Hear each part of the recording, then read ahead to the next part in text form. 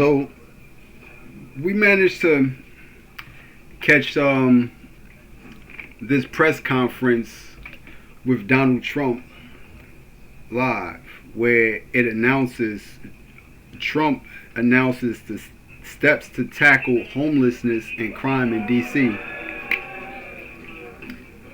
And you see, but and there's been discussion even online where Trump was ordering all the homeless to leave D.C. You know, and that's not something that you can just push to another city or to another state and think that the problem isn't going to be persistent there. So there was a post that I seen. I seen it a few places, and I heard discussion about it. Like, Trump was going to start cracking down on homeless and the mentally ill and start placing them in prison or in jails. But that's that's not the way that we go about solving that problem, because as we get deeper into this video, we'll see that others approach to their situation with the homeless, drug addicts, or mentally ill, and how they're using ways to combat the problem, which becomes it's a human problem. That's exactly what it is. It's a human problem, so it has to have human solutions to it. When we did have in the Philippines with Duterte, and Duterte had did judicial practices of targeting and seeking death penalties on drug users and drug dealers. And for the most part, the drug addicts aren't the culprits. These are people that become a victim. So this is where you have victimization come into play at, where a lot of people want to play victim, but then you have some that are victimized due to the circumstances, and they say that it's a drug addiction is a choice, or it's not a disease, but it's a personal choice of the drug addict. And that's far from the truth. People don't get on drugs because it's just something to do. It's certain events that lead people to drug addiction, and then there's also certain circumstances that lead people to drug addiction. So we have to be aware of these elements when it comes to pinpointing certain things out about a certain group of people, which they will become part of the marginalized. When you're inside of a certain drugs, you're in a paradox. You're in a certain perimeter that you can only live within. Those drugs become a restrictive way of living, so they become marginalized. And then you do have others that become marginalized due to the fact that they are not associated with things that would make them unmarginalized. So when we're talking about society and secret societies, and those people having special privileges, then the people who don't have those privileges would be marginalized. So in this particular video, I'm not sure what Trump addressed, but we did see that here on this particular just 17 hours ago. This was yesterday sometimes. And Wow 360 News on social media said President Trump told the homeless population in D.C. they have to move out, immediately. You know, and that's something that we have to see how the people allow this to roll out. Because it's really up to the people. Because it has always been up to the people, and well, we'll see.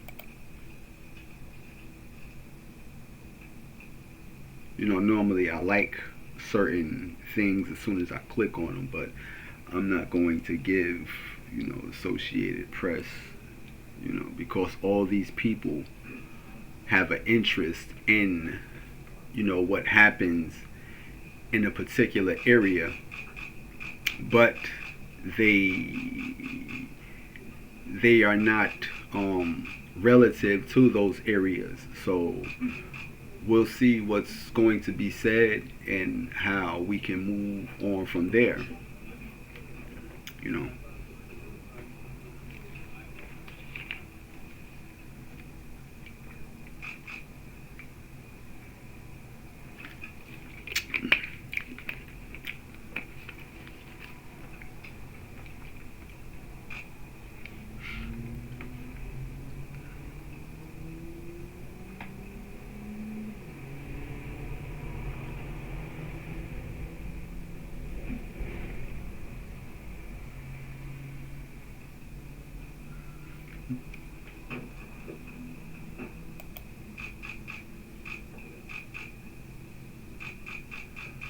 Wow.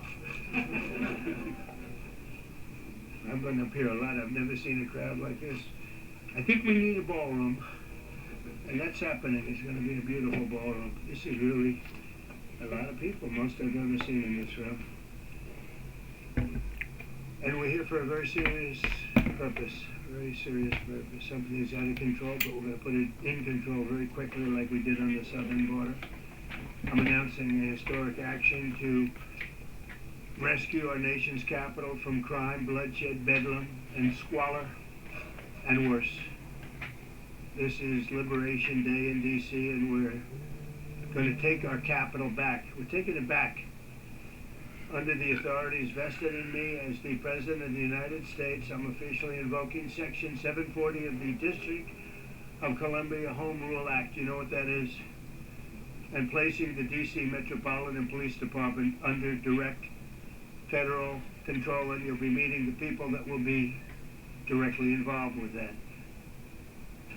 Very good people, but they're tough, and they know what's happening, and they've done it before.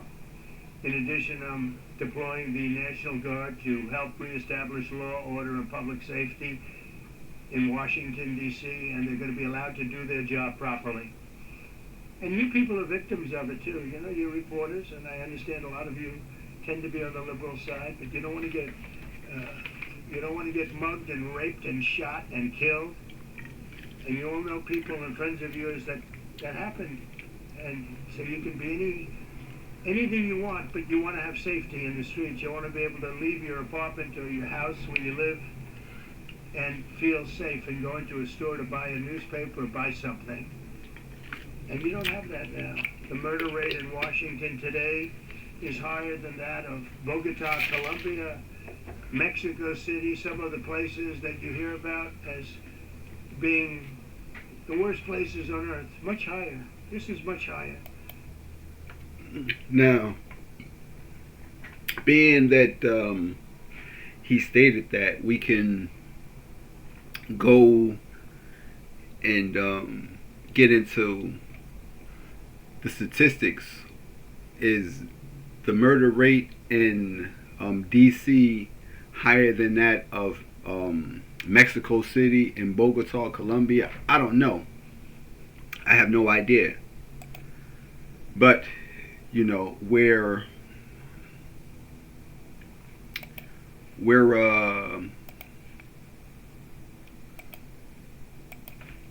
a Google away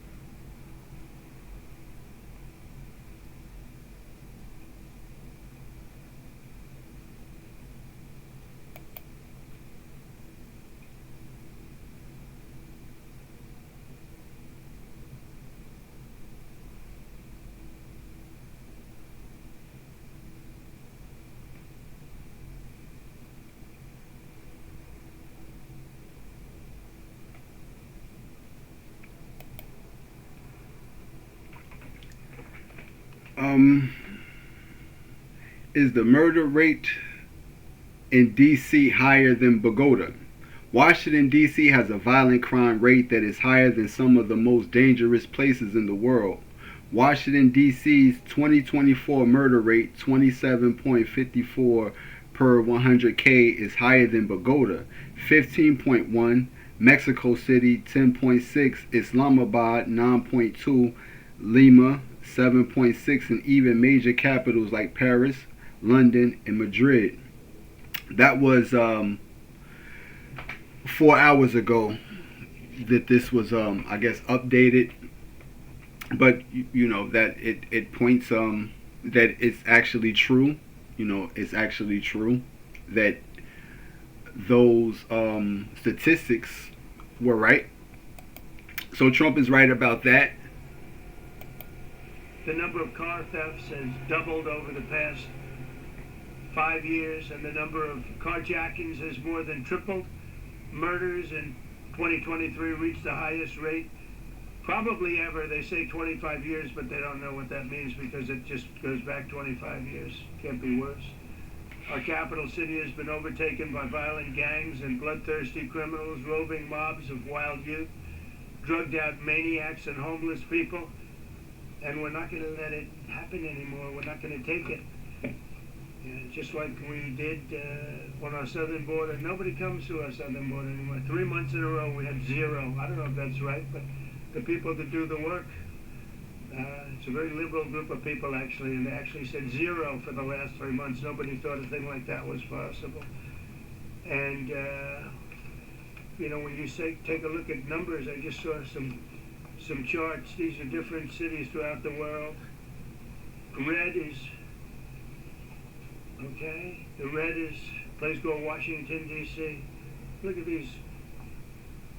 Baghdad is, we doubled up on Baghdad. Panama City, Brasilia, San Jose, Costa Rica, Bogota, Colombia, heavy drugs. Mexico City, I mentioned, Lima, Peru, all double and triple what they are. So do you want to live in places like that? I don't think so. I don't think so. And I think the people in this room, if you look correctly, you'd see, look at the kind of numbers we have.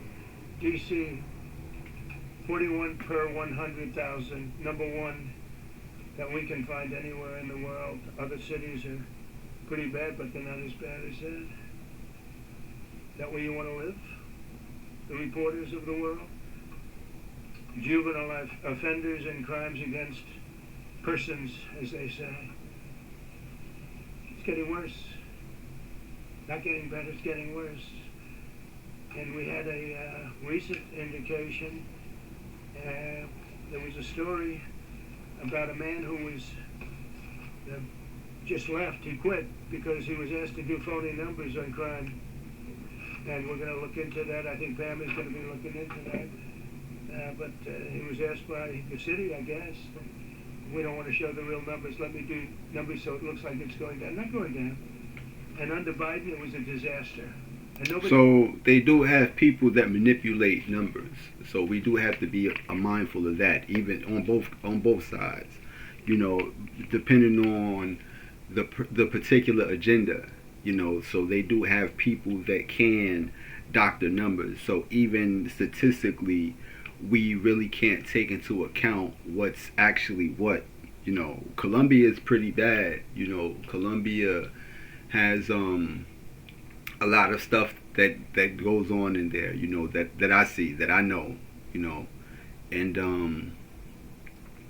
you know, Mexico as well with the cartel, and the you know, these particular groups, these warring groups, these factions that war with each other. And we do know that, you know, Mexico is kind of it's a lot of violence that go on out there. People end up missing and stuff like that when they go to Mexico. So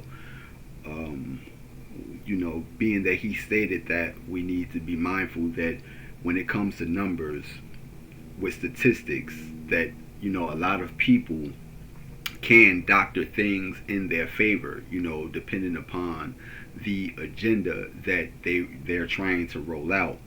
So with the crime in DC, which there has always been, always had a criminal thing in DC. Even with Obama in office, even with Bush in office, even with whoever was in office, DC has always been DC. You know, and why now? There's a crackdown of certain things that have to come to an end. It would take the people out there, to have a solution to their problem. And because they're not put in an arena where they can come up with these solutions, these problems, they go unaddressed. And then you have those that, because they are in a position to address it, they address it in their fashion. So is Trump's fashion? There's always something. There's good in getting rid of bad, but when evil imposes justice on evil, it still becomes evil. So this is what we're trying to get a understanding of, because what I'm seeing is that homelessness is a part of the problem. When homelessness is an issue within itself, and sometimes the homelessness is a crime against humanity. So you always have to attribute that to that. And that's just something that I wanted to point out while he was making that statement, that there was a guy that doctored numbers. So don't think that because it's Trump, he can't doctor numbers. Again, this is a person that supposedly had got shot in one of his speeches, but that was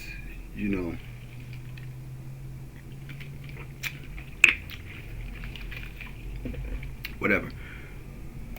But he did anything about it. We're going to do things about it like you wouldn't believe. Every American has a constitutional right to be able to access and petition their government in safety, and countless federal officials and employees likewise have the right to carry out their jobs in peace without being shot. As you know, I lost a very good person a while ago, was shot waiting for his wife. He was in the car, they robbed his car, they shot him, they killed him like it was nothing to it. She was walking to the car, it's a horror show. This issue directly impacts the functioning of the federal government and is a threat to America. Really, it's a threat to our country. We have other cities also that are bad, very bad. You look at Chicago, how bad it is. You look at Los Angeles, how bad it is. We have other cities that are very bad. New York has a problem. And then you have, of course, Baltimore and Oakland. We don't even mention that anymore. They're so far gone. We're not going to let it happen. We're not going to lose our cities over this. And this will go further. We're starting very strongly with D.C., and we're going to clean it up real quick, very quickly, as they say. Days ago, a former member of the Doherty staff was savagely beaten by a band of roving thugs after defending a young woman from an attempted carjacking. He was left dripping in blood. He thought he was dead, with a broken nose and concussion. Can't believe that he's alive. He can't believe it. In June, a 21-year-old congressional intern was tragically killed after being hit by a stray bullet in a drive-by shooting. A former Trump administration official named Mike Gill, fantastic person, was murdered last year in cold blood in a carjacking blocks away from the White House. We all knew him. Great person. Waiting for his wife as she was walking to the car. A Democrat congressman was also carjacked at gunpoint not far from the Capitol. And in 2023, an aide to Senator Rand Paul was stabbed in the chest and head by a demented lunatic as he walked down the street, just absolutely for no reason. Horrifically, last July 4th weekend, a 3-year-old girl was shot in the head and killed while sitting in a car near the Capitol. It's becoming a situation of complete and total lawlessness. And we're getting rid of the slums, too. We have slums here. We're getting rid of them. I know it's not politically correct. You'll say, oh, so terrible. No, we're getting rid of the slums where they live. Caravans of mass youth rampage through city streets at all times of the day. ATVs, motorbikes, they travel pretty well. Entire neighborhoods are now under emergency curfews. Just this past weekend, gunfire went through, and you saw that, the Navy Yard.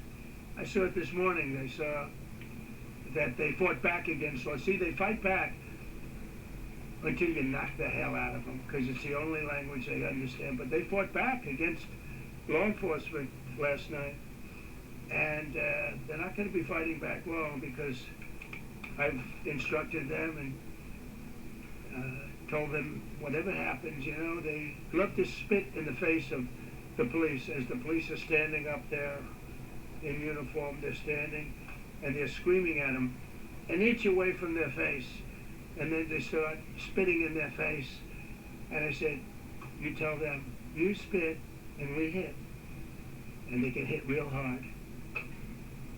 It's a disgusting thing. I've watched that for years, for 3-4 years. I've watched them. The police are standing, and they're told, don't do anything under any such, so this, and you can see they want to get at it. And they're standing there, and people are spitting in their face, and they're not allowed to do anything. But now they are allowed to do whatever the hell they want. This dire public safety crisis stems directly from the abject failures of the city's local leadership. The radical left city council adopted no cash bail. By the way, every place in the country where you have no cash bail is a disaster. That's what started the problem in New York, and they don't change it. They don't want to change it. That's what started it in Chicago. I mean, bad politicians started it, bad leadership started it, but that was the one thing that's central, no cash bail. Somebody murders somebody and they're out on no cash bail before the day is out. We're going to end that in Chicago. We're going to change the statute. I spoke with Pam and Todd and everybody. We're going to change the statute, and I'm going to have to get the Republicans to vote, because the Democrats are weak on crime. Totally weak on crime. They don't know why. They want to stop because they get mugged too. But we're going to change no cash bail. We're going to change the statute and get rid of some of the other things. And we'll count on the Republicans in Congress and Senate to vote. We have the majority, so we'll vote. We don't have a big majority, but we've gotten everything, including the great, big, beautiful bill. Got that done, and that's one of the greatest things that's ever happened to people in this country. They're starting to figure it out, how good it is. Biggest tax cut in history. So many things. But we'll be able to get that done. So, Todd, if you and Pam can draw up things working with the people, I'll get it passed. We'll get it passed with the Republicans. Probably won't get, think of this, probably won't get one Democrat vote, because they have no idea what they're doing. That's why they want men playing in women's sports. That's why they want transgender for everybody transgender. And they've just got walloped in an election in a landslide, and they haven't changed one thing. I saw the other day that certain gentleman who was a very well-known politician, Democrat, was fighting like hell that men should be allowed to play in women's sports. They just don't get it. They said it's an 80-20 issue, and I think it's a 97-3 issue. And I don't know who the three are. I've never heard anybody nobody's ever come up to me, sir, you have to let men play in women's sports. You have to do it, sir. Nobody's ever approached me. I don't know where this issue even comes from. Never seen anything like it. But they turned our nation's capital into a sanctuary jurisdiction. That's the other thing. We have to get rid of sanctuary cities as quickly as possible. We're going to do it, too. We have to. Because it's sanctuary for criminals. Releasing illegal alien gang members onto the streets in 2022, nearly 70% of criminals arrested in Washington went unprosecuted. That's not going to happen with the group we have standing beside and standing behind me. And at the Metropolitan Police Department, it's now reached a small number relatively compared to what it was, but it's thousands of people. You know, we have thousands of police. I was told today, sir, they want more police. I heard a number, 3,500 police. That's a lot of police. 3,500. I thought they were going to say, we only have 30 policemen or women. He said, we have 3,500. We need more. You don't need more. That's so many. I never heard. That's like an army. How could you need more than 3,000? It just happened 2 minutes ago. Sir, they requested more police. Oh, what do they have? About 3,500. I said, 3,500? This is not a big area. It's ridiculous. What you need is rules and regulations, and you need the right people to implement them. And we have the right people here, that I can tell you. Look at the border. Biden said, there's nothing you can do. Kamala was the border czar. She never called one of the Border Patrol agents who are great. ICE is great. Never spoke to anybody. Never went there. But she was the border czar. And everybody said it was impossible to fix. I fixed it in 3 months. No, really. I fixed it the first week, but really fixed it over the last couple of months. And I mean, literally to a point where, as I said, 0 illegals entering our country in the last 90 days. Pretty amazing. It's time for dramatic action. We're going to do the same thing over here. It's going to be a very safe city very soon. We're not looking to just take years, because a lot of people die in years. And we've got incredible people in this country, except we have to allow them to do their job. And that we will deliver like nobody's ever delivered before. I actually think it's easy. You know, if you're competent, it's easy. If you're incompetent, it's impossible. But I'm very competent. Last week, my administration surged 500 federal agents into the district, including from the FBI, ATF, DEA, Park Police, the U.S. Marshal Service, the Secret Service, and the Department of Homeland Security. You know, a lot of nations, they don't have anything like that. They got some police, and they're rough police. They don't have DEA, ATF, FBI, Park Police, the U.S. Marshal Service, Secret Service, Department of Homeland Security. They got some police, but they're rough police, and they do their job. They don't have crime. We're not going to have crime either. They made dozens of arrests, and that's what starts to happen. Again, cashless bail. Watch what we do with that. Today we're formally declaring a public safety emergency. This is an emergency. This is a tragic emergency. And it's embarrassing for me to be up here. You know, I'm going to see Putin. I'm going to Russia on Friday. I don't like being up here talking about how unsafe and how dirty and disgusting this once beautiful capital was, with graffiti all over the walls. It's another part of it, by the way, because we're talking about safety, but we're also talking about beautification. We have the most beautiful, potentially, capital in the world. We always had. But people come from Iowa, they come from Indiana, they come and then they get mugged. Not going to happen. Keep coming, because by the time you get your trip set, it's going to be safe again, and it's going to be clean very quickly. We're going to replace the medians that are falling down all over the roads. We're going to replace the potholes. We're going to put a nice new coat of asphalt over the top. No, we don't have to rip the road out and spend 7 years building a new road because they cut everything. Because some designer said, well, we need a 1/4 of an inch more turn for safety reasons. No, we're going to do it right. We're going to get it done quickly. So today we're declaring public safety emergency in the District of Columbia. Attorney General Pam Bondi, who's fantastic, is taking command of the Metropolitan Police Department as of this moment. And I'll be making the appropriate notifications to Congress and to the mayor, our new DEA administrator, who's one of the top in the country. He better be Terry. If you're not, I'm going to get rid of you so fast. Terry Cole. Terry, thanks. Very good. Just got him, most highly recommended person.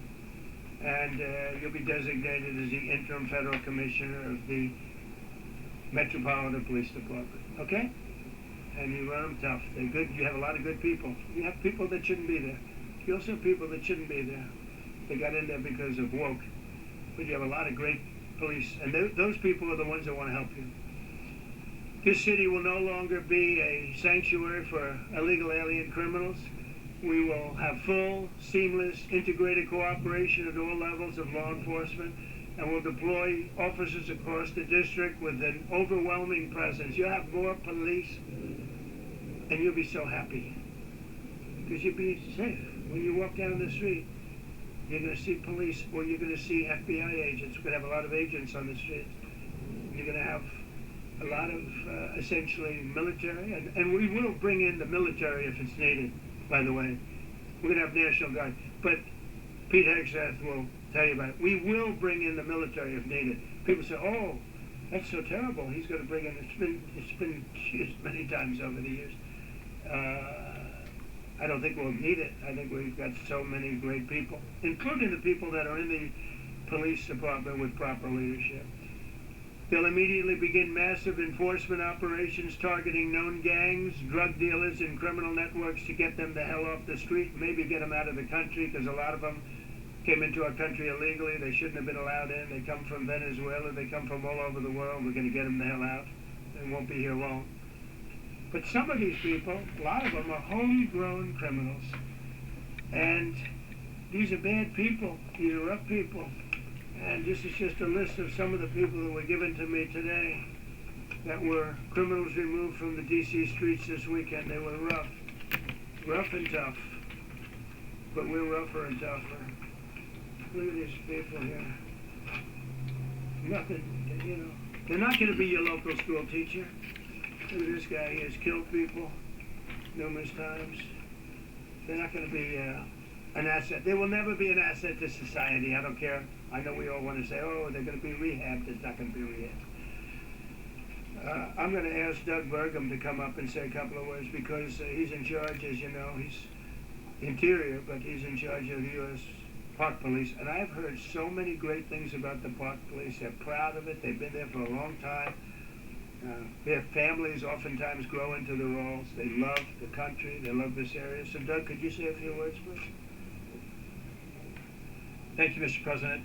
On behalf of the U.S. Park Police, this is the oldest federal police force in the nation. They were formed in 1791 by none other than President George Washington. They've got the awesome responsibility of protecting our nation's most sacred monuments. In the National Mall, Washington Monument, Jefferson Memorial, Lincoln Memorial, Statue of Liberty, and out west, the Presidio and the Golden Gate area. These folks have tens of millions of visitors a year, the kind of people that President Trump's talking about, that come from around the country and around the world to see our sacred and learn about our history and our sacred monuments.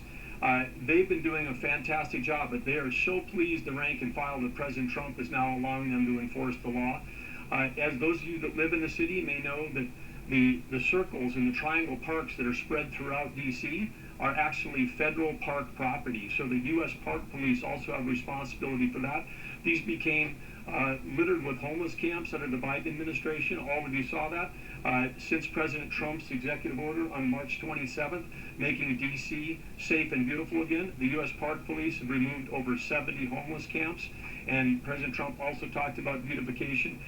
They're stopping and enforcing the laws against graffiti on our monuments. They've removed over 80 specific attacks against our history with graffiti on our monuments. So they continue to do a great job, whether it's in their vehicles, on foot, or on the mounted police that you see around the National Mall.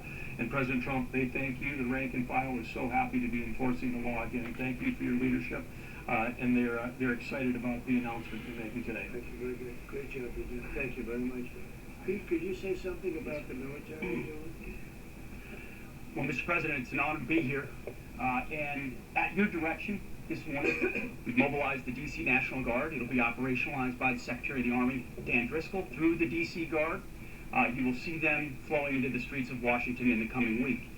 At your direction as well, sir, there are other units we are prepared to bring in. Other National Guard units, other specialized units. They will be strong, They will be tough, and they will stand with their law enforcement partners. This is nothing new for DOD. As the President noted, at the border, we've got 10,000 troops down there who've been operating in defense cooperation areas, defense zones, where there's zero illegal crossings because of troops on strikers scanning the border. We've been protecting other people's borders for 20 years. It's about time we protect our own. And we're working with ICE and CBP. In Los Angeles, we did the same thing. Working with the California National Guard, working with ICE officers. ICE officers deserve to do their job and not be attacked. We will work alongside all DC police and federal law enforcement to ensure this city is safe, this city is beautiful, and as I always say about President Trump to the troops, he has their back. And my message to the National Guard and federal law enforcement in Washington is, we have your back as well. Be tough, be strong, we're right behind you. Thank you. I'm going to ask Pam, because she's now, as you heard me say, she's really in charge of a lot of what we're talking about. She's done an incredible job. People are going to start to see the fruits of her labor. And Pam, maybe you could say a few words about what we're talking about here. Sure, President. Let me be crystal clear. Crime in D.C. is ending and ending today. We are going to use every power we have to fight criminals here. President, thank you for caring about our capital. Families come here every summer. Our museums are free. We have the National Zoo. We have the National Gallery. D.C. should be a place where everyone can come and feel safe. Behind me and to my side, we have some of the best career law enforcement and prosecutors in the country who are ready to take this on. As the President said, Terry Cole is going to be supervising the Metro Police Department. Gabby Serralta, our U.S. Marshal, is going to be supervising command and control, the entire operation. Our Deputy Attorney General, Todd Blanche, and I will be working with them closely, along with our great FBI Director, Kash Patel. Kash is going to talk to you in a minute about what we did in Virginia recently with Governor Youngkin. Many of you covered that, and it was tremendously successful. Not only that, our secret weapon here in D.C. is U.S. Attorney Jeanine Pirro, one of the toughest prosecutors and a former judge, and she is going to be talking about juvenile crime, how it's out of control here, and what she's going to do to fight back. No more crime rampant in our beautiful capital. No more teenage girls beating a disabled man to death. No more of that. No more drive-bys. We're going to do everything we can. And working with the ATF Director Driscoll and Commander of the Army, we're going to all work together. That's what we all do in this room. We work together. We fight. Do not underestimate one person in this room. We're going to make D.C. beautiful. We're going to make D.C. safe again. One other thing, just at the wharf a few days ago, the area of the wharf, Terry Cole reached out to me, not even nightfall, on the weekend, where so many families and tourists go. A guy's overdosing from fentanyl on a park bench in the middle of families around. They administered Narcan and saved his life.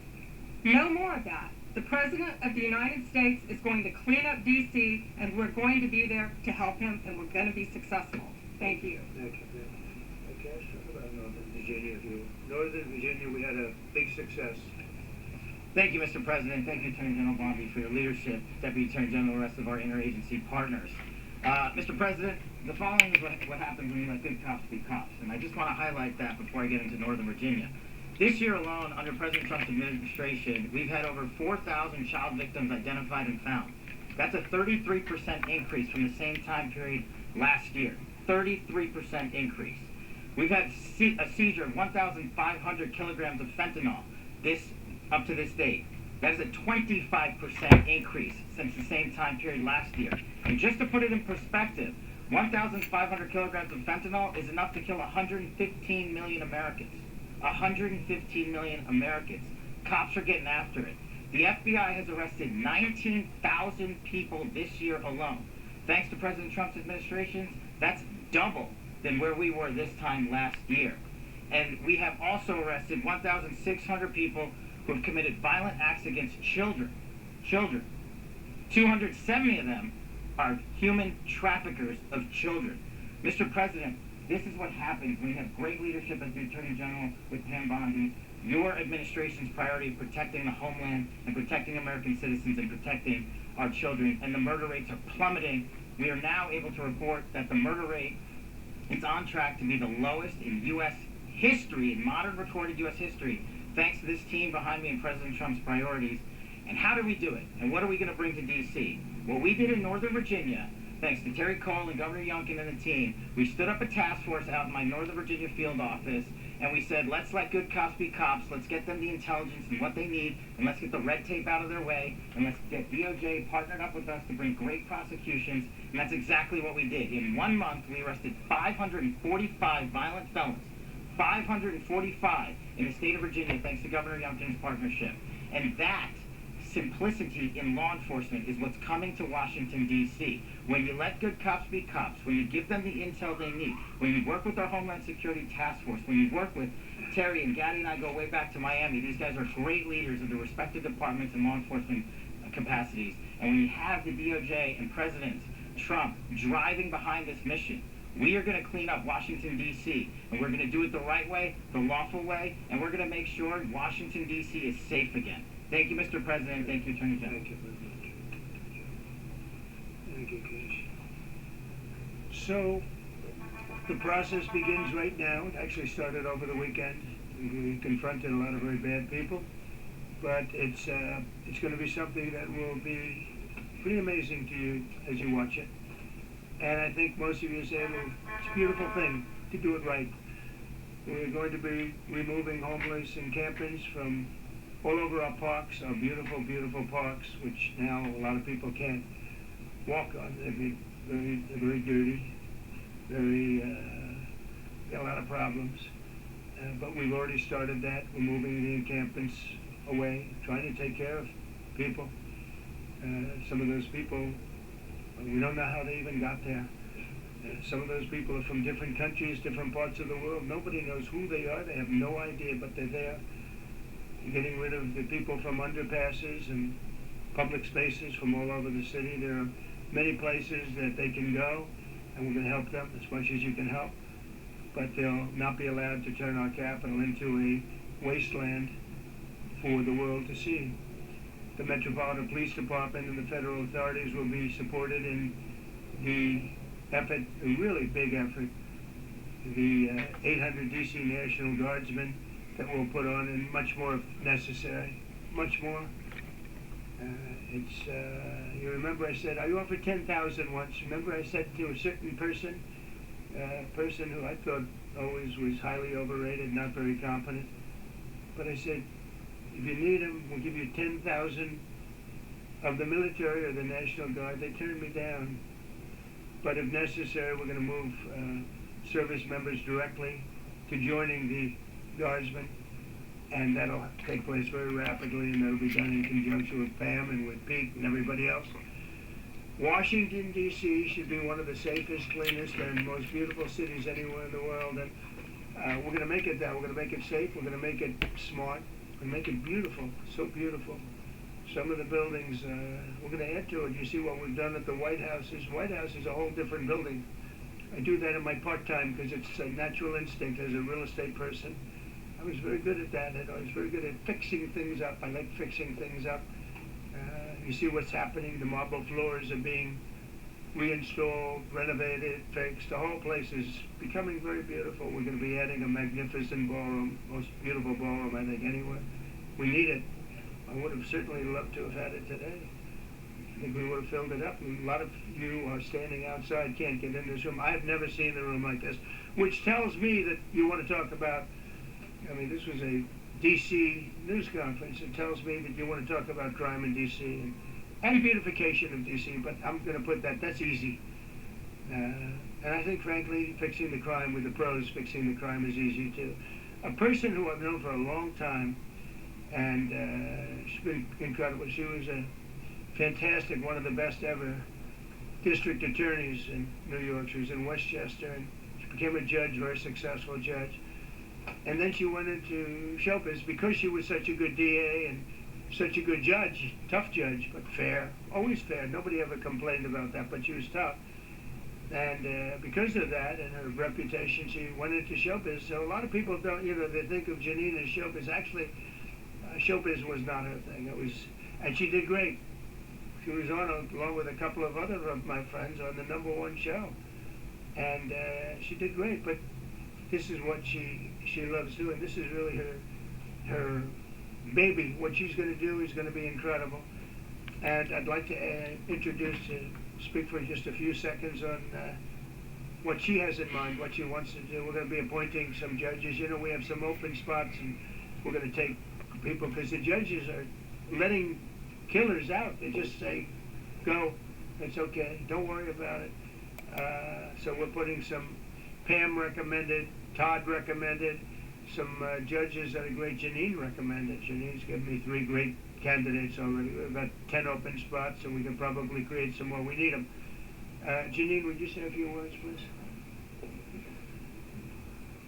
Thank you very much, Mr. President, and thank you, Madam Attorney General, and to all my partners here. We all want the same thing. We all want a safe city. We want a safe capital. We want to be able to bring our families here.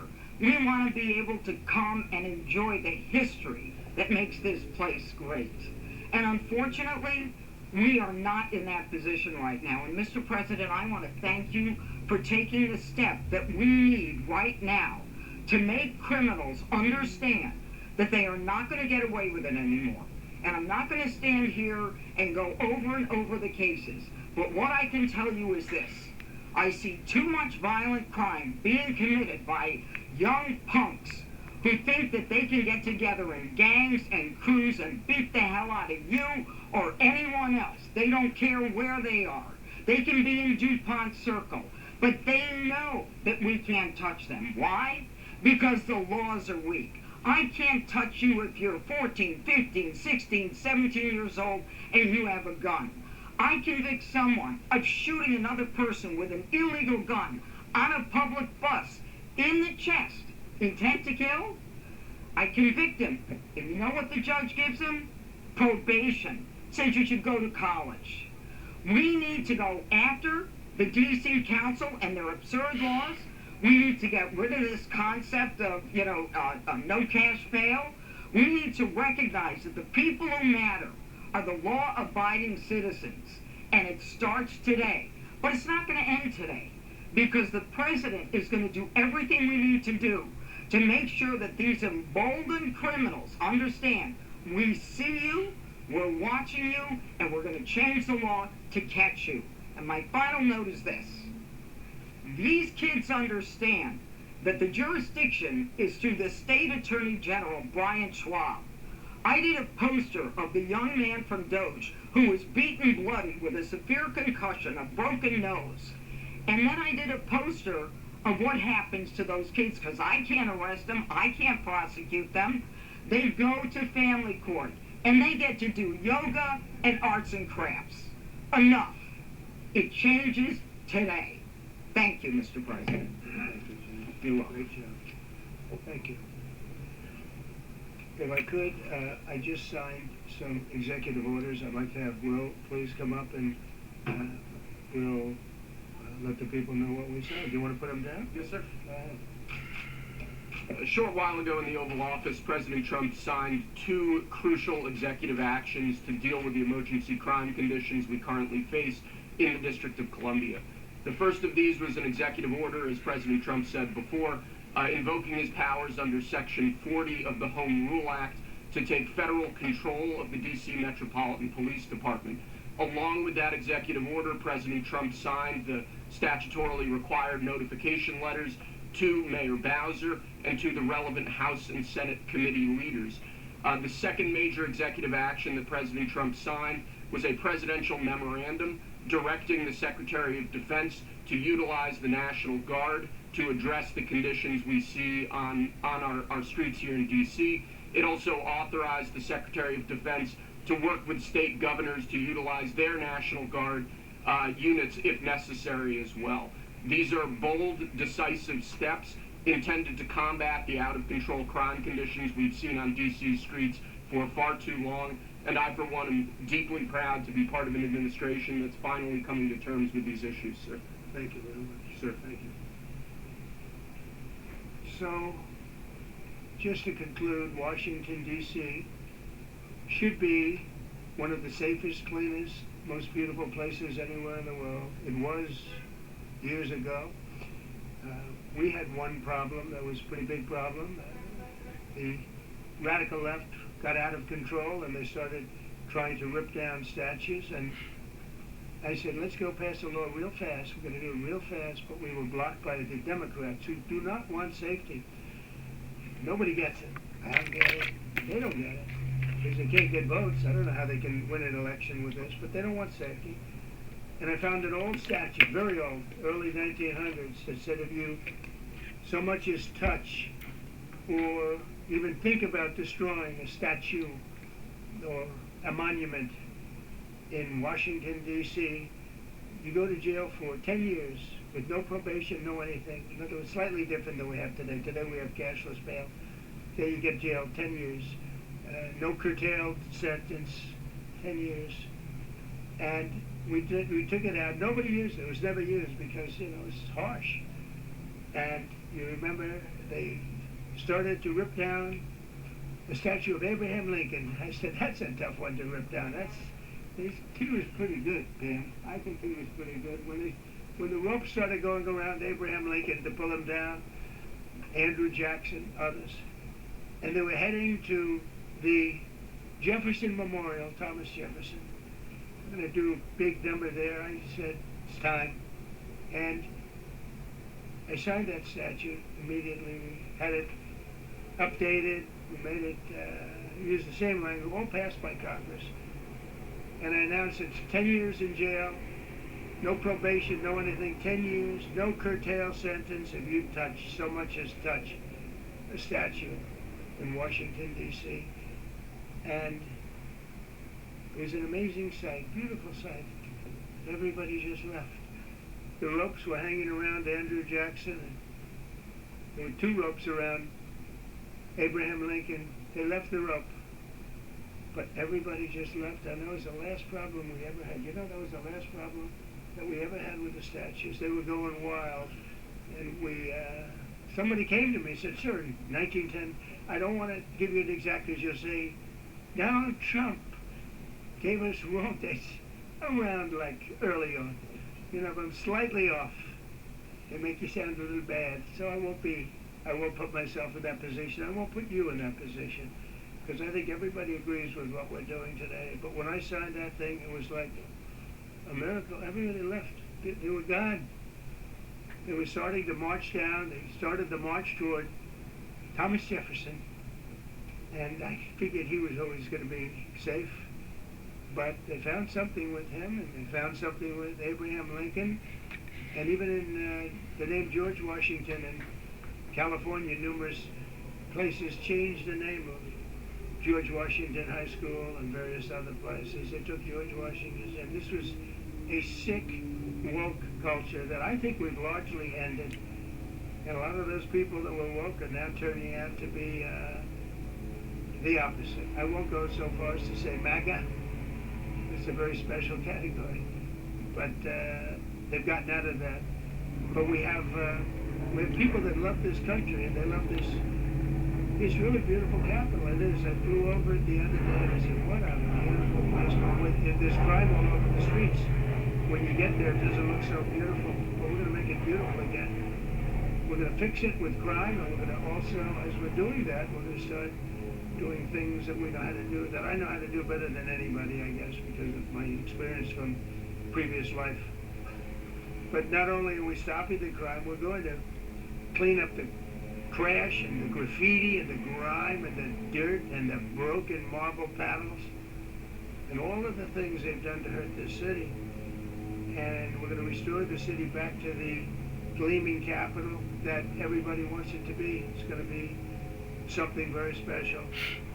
All of these people are really tough. Can I shake your hand, Gaddy, please? You're going to be so important here. You're going to be You're gonna be that guy. I hope I don't have to fire him in 2 weeks because he's too soft. I don't think he's too soft. If I do, I will though. Is it okay if you're soft, weak, and pathetic like so many people? I will fire you so fast. You're not gonna have to worry about that. No, I think you're gonna do a fantastic job.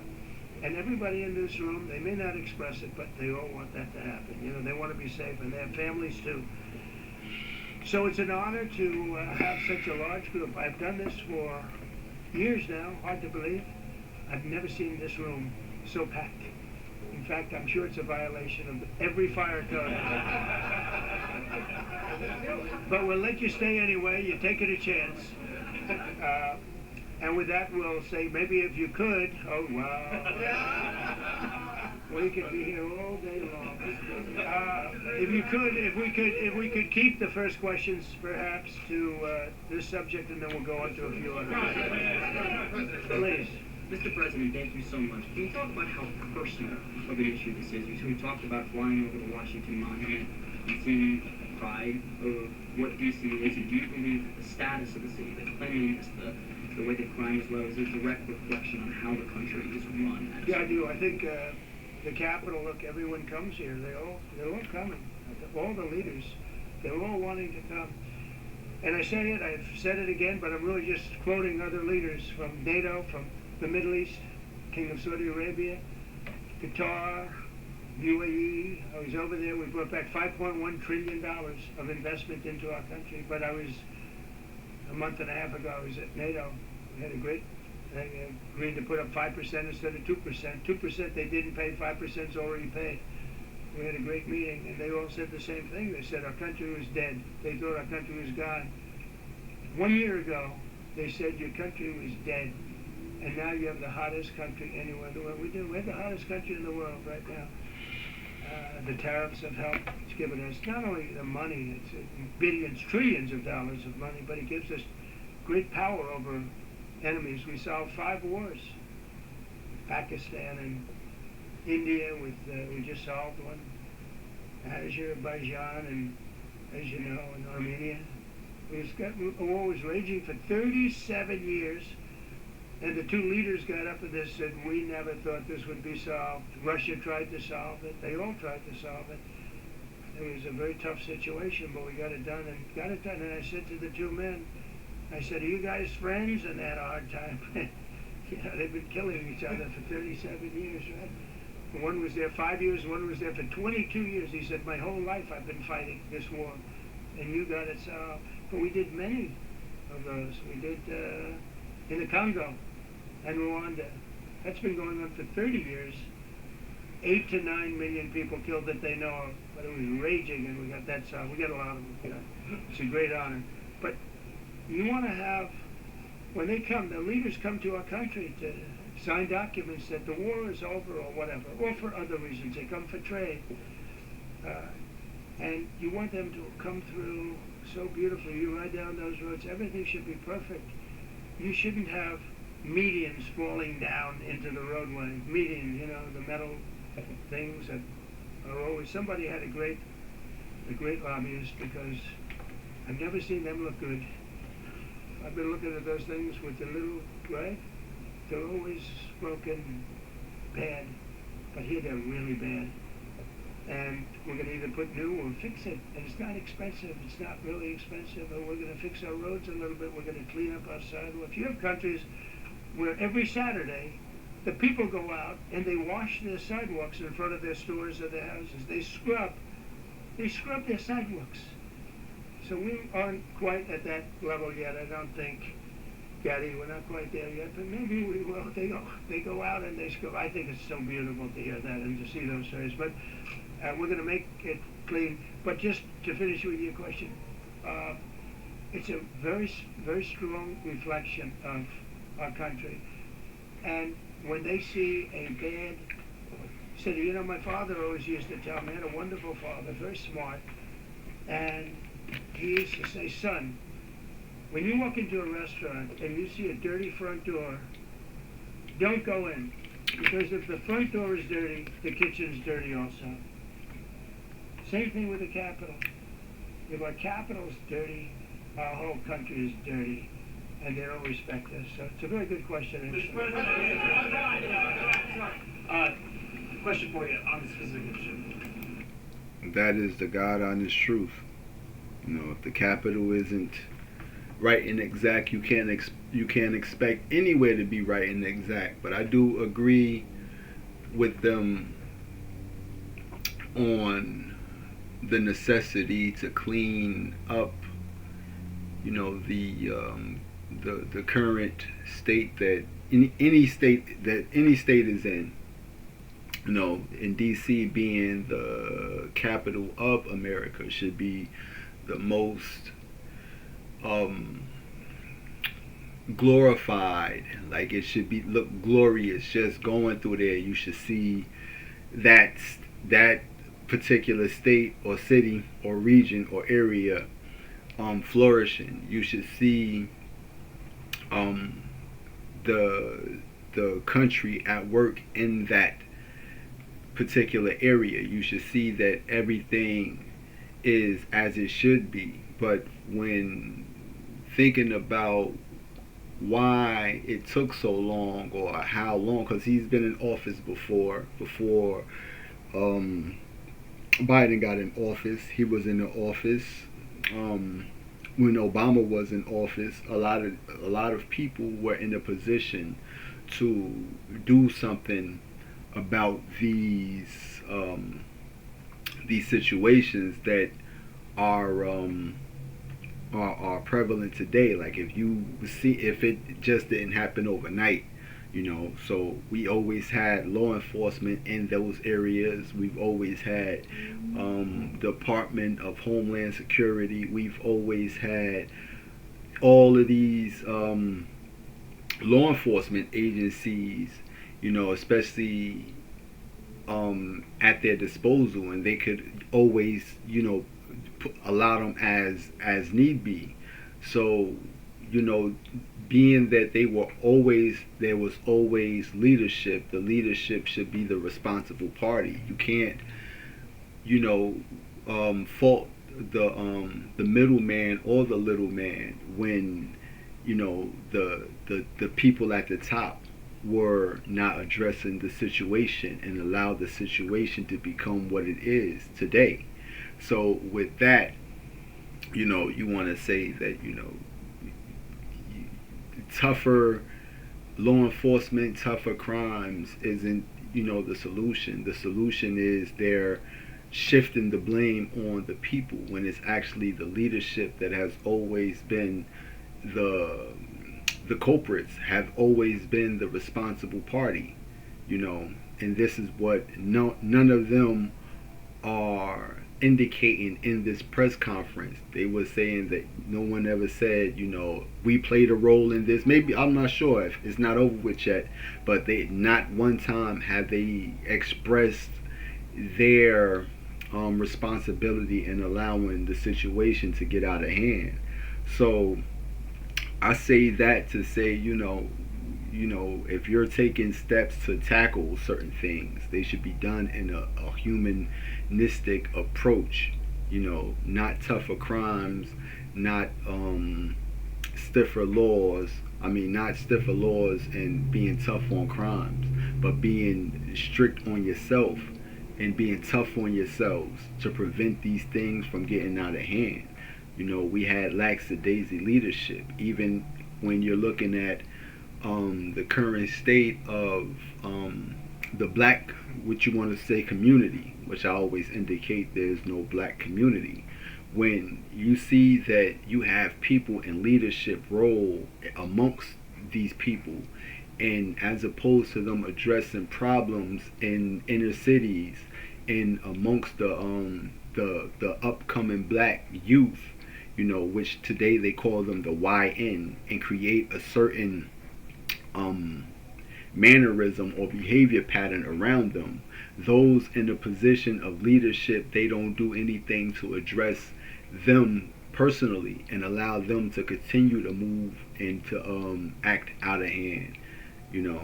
Because I've seen, you know, we accredit, you know, the the structuring of black people to Dr. Martin Luther King and Malcolm X and Marcus Garvey. But since then, we've always had people that were always, and still to this day, always are still in position to bring forth change and to do certain things to create a better reality when it comes to, you know, how these people are viewed.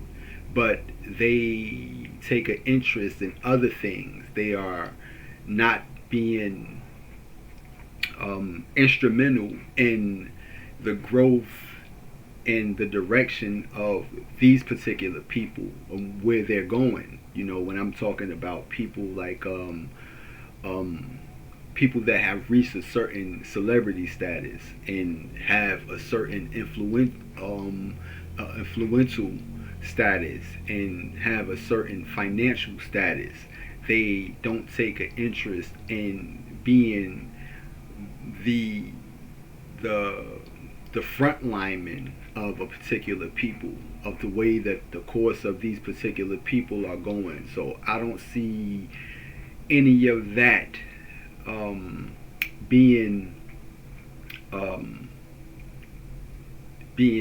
them taking an interest or investing any kind of solid support to them. So we're looking at a particular people to address the situation, and as you can see, that none of these people look like them, are relative to them, and don't have any kind of bond to those people, because in DC we know that who those people are that they're going to be targeting outside of the homeless people. They're going to be targeting those, you know, black people in DC. And, you know, being that there's this mentality that has been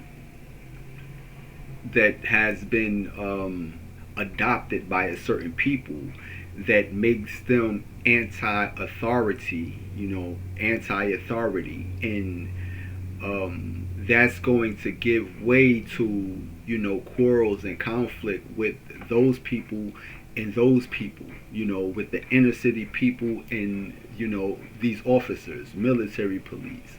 And a lot of times these things can be staged and set up and led to fuel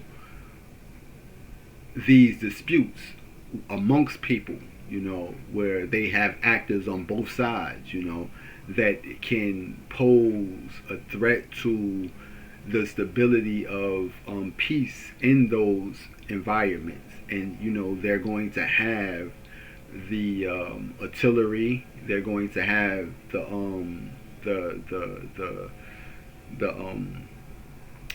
people or the manpower to carry out all sorts of preventative measures against civil unrest. So this is what I do see brewing. I do see that brewing, but yeah, they haven't addressed, you know, their role in allowing, you know, DC to become what DC is. But I am all for, you know, the betterment and the erecting of a better or a more safe and beautified everywhere, you know, whether it's a beautified New York, a beautified Chicago, a beautified LA, whatever, you know, when you got Oakland and the slums of Oakland and how they allow the homelessness and the trash and the clutter to accumulate there. Same way with Philadelphia, how they allow the drugs and the accumulation of clutter to accumulate there. You know, I believe that Philly is home of the Liberty Bell, you know, in the city of brotherly love, you know, and we've seen the things contrary to brotherly love in Philly, you know, where we had the young artists LGBTQI, you know, robbed and killed in Philly in broad daylight, you know, and we've had Gilly the Kid's son killed in Philadelphia. We have so much crime and so many people that have been victimized by their communities and been a victim of those circumstances that plague those areas, you know. So we don't, you know, take it anything lightly when it comes to the necessity or being that, you know, it has always been a need to address these situations. So, you know, and we give that we give that power to people that doesn't have any kind of association with these communities. They don't, you know, being that, you know, I haven't seen the news where, you know, the congressman or congresswoman was gunned down, or, you know, you haven't seen that. I don't even know anything about who Epstein is, Jeffrey Epstein. I don't know, you know, because I stay in a that's has nothing to do with, you know, that has nothing to do with things that I need to know about, you know, because if there's corruption, like I said, it's in everything. You don't single out one instance of corruption and make that the most corrupt thing that has ever existed. No, it's you know, it's all of them, and we all need to be or held responsible for our role that we play in certain things. You know, same way Trump does, same way, you know, the woman next to him, same way the guy next to him needs to take responsibility for if they have always been these particular people, you know, and always been a part of that, and always been a part of what, you know, the woman is a part of, but and at a certain day you're fed up with it, you know, maybe you should take into account, you know, how you allowed that to get that way anyway, you know. But yeah, I just wanted to, you know, say that because, you know, I haven't heard any one of them say, you know, I take responsibility for allowing that to get that way, you know. Do you expect more cities to follow DC's path if this goes through? So the idea is that Chicago, LA, San Francisco, would they expect similar action what we've seen in DC? And the other question, sir, there's reporting that the administration is going to reclassify marijuana. Would that send mixed messages that if marijuana is okay, some drugs are okay, but we're trying to clean up crime? How do they go hand in hand? We're only looking at that. That's early, but you know, somebody reported it, which is fine. We're looking at it. Some people like it, some people hate it. Some people hate the whole concept of marijuana because it does bad for the children. It does bad for people that are older than children. But we're looking at reclassification, and we'll make a determination over the next, I would say, over the next few weeks. And that determination hopefully will be the right one. Very complicated subject, you know, the subject of marijuana. I've heard great things having to do with medical, and I've had bad things having to do with just about everything else. But medical and, you know, for pain and various things, I've heard some pretty good things, but for other things I've heard some pretty bad things. The other part of your question, I mean, we're just going to see what happens with it all. You're going to have, we're going to have a tremendous success in what we're doing. Other cities are hopefully watching this. They're all watching, just like everyone's watching here. They're all watching, and maybe they'll clean up, and maybe they'll do this and get rid of the cashless mail thing and all of the things that caused the problem. I mean, if you go back, this whole thing with cashless mail is a disaster. So many problems came that we never had before. So they're watching us today, and if they don't learn their lesson, if they haven't studied us properly, because we're going to be very successful. I have zero doubt about that. It's going to be. It's a question of will it be really fast, like the border. You know, everyone said, they used to say, Biden used to say, I need legislation. I didn't get any legislation. I called up our people, and we did a great job. Tom Homan was great. As you know, our secretary did a great job. They did a great job. There's no games. They didn't play games. And we're going to have the same thing here. But then I'm going to look at New York in a little while. Let's do this. Let's do this together. Let's see. It's going to go pretty quickly. And if we need to, we're going to do the same thing in Chicago, which is a disaster. We have a mayor there who's totally incompetent. He's an incompetent man. And we have an incompetent governor there. Pritzker's an incompetent. His family threw him out of the business, and he ran for governor. And now I understand he wants to be president. But I noticed he lost a little weight, so maybe he has a chance. You know, you never know what happens.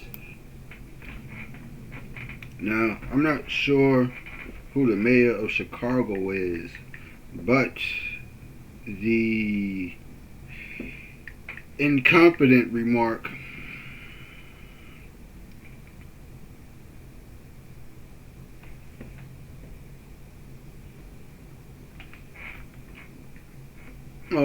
that may be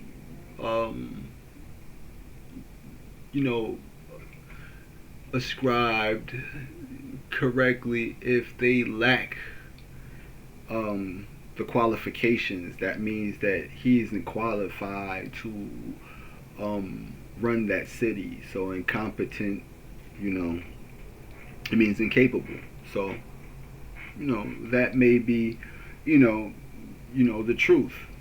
You have to be capable of carrying certain things out and doing things that may be unfavorable for the favor of betterment.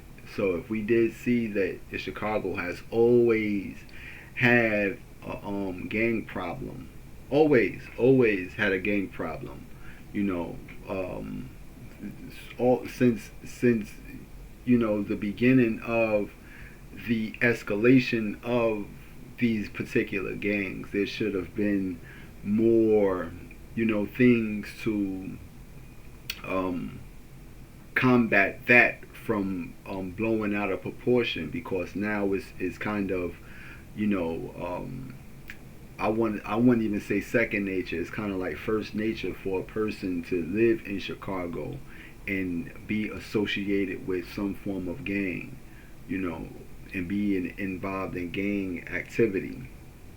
So there hasn't been a crackdown on gangs in Chicago because today they are still relevant, And one thing that I was looking at was,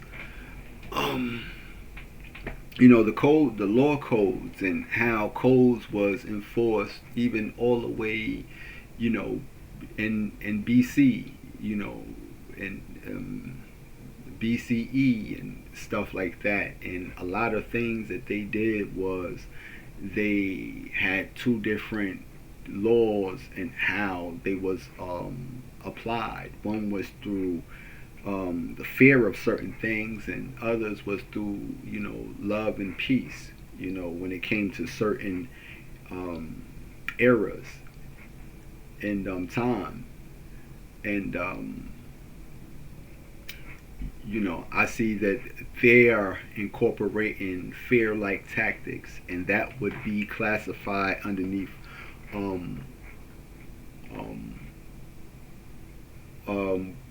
a certain code, Harambe code. It was a certain ruler or leader back in ancient Mesopotamia and ancient Babylon, and he had ran certain things through fear tactics. And these things that you're seeing rolling out by the escalation of military might and military control would be through fear tactics. If you're seeing people armed to the T, and they have these high-powered assault rifles parading the streets, you would be less apt to, partake in any kind of activities that will put you in a line with them. So, probably a few weeks ago, I seen on, I believe it was maybe YouTube. I seen it on here. It was something that went down in Anchorage in Alaska, where this one guy, he was committing a violent offense against another, and the security guard was armed with an assault rifle and was able to use that to stop the person from assaulting the other person. So, you know, when you have certain officers and they're armed and alert and they're able to respond and diffuse the situation, then that may be a way to combat the escalation of certain violent crimes, violent offenses, you know. But then we still have the existence of drugs and the drug offenders, whether they're the sellers or the users. So how do we combat those situations? You know, how do we combat those things? And yeah, but yeah, like you said, you know, if you know the governor or mayor of Chicago has allowed these things to coexist with law and order, then you know that he may be incompetent and may need some form of qualification as person in that seat. You may have to be qualified and you know call things on what they actually are, you know, because you know I watched the things going on in Chicago since what 2000, like 2012 maybe, you know, and always wanted those situations to get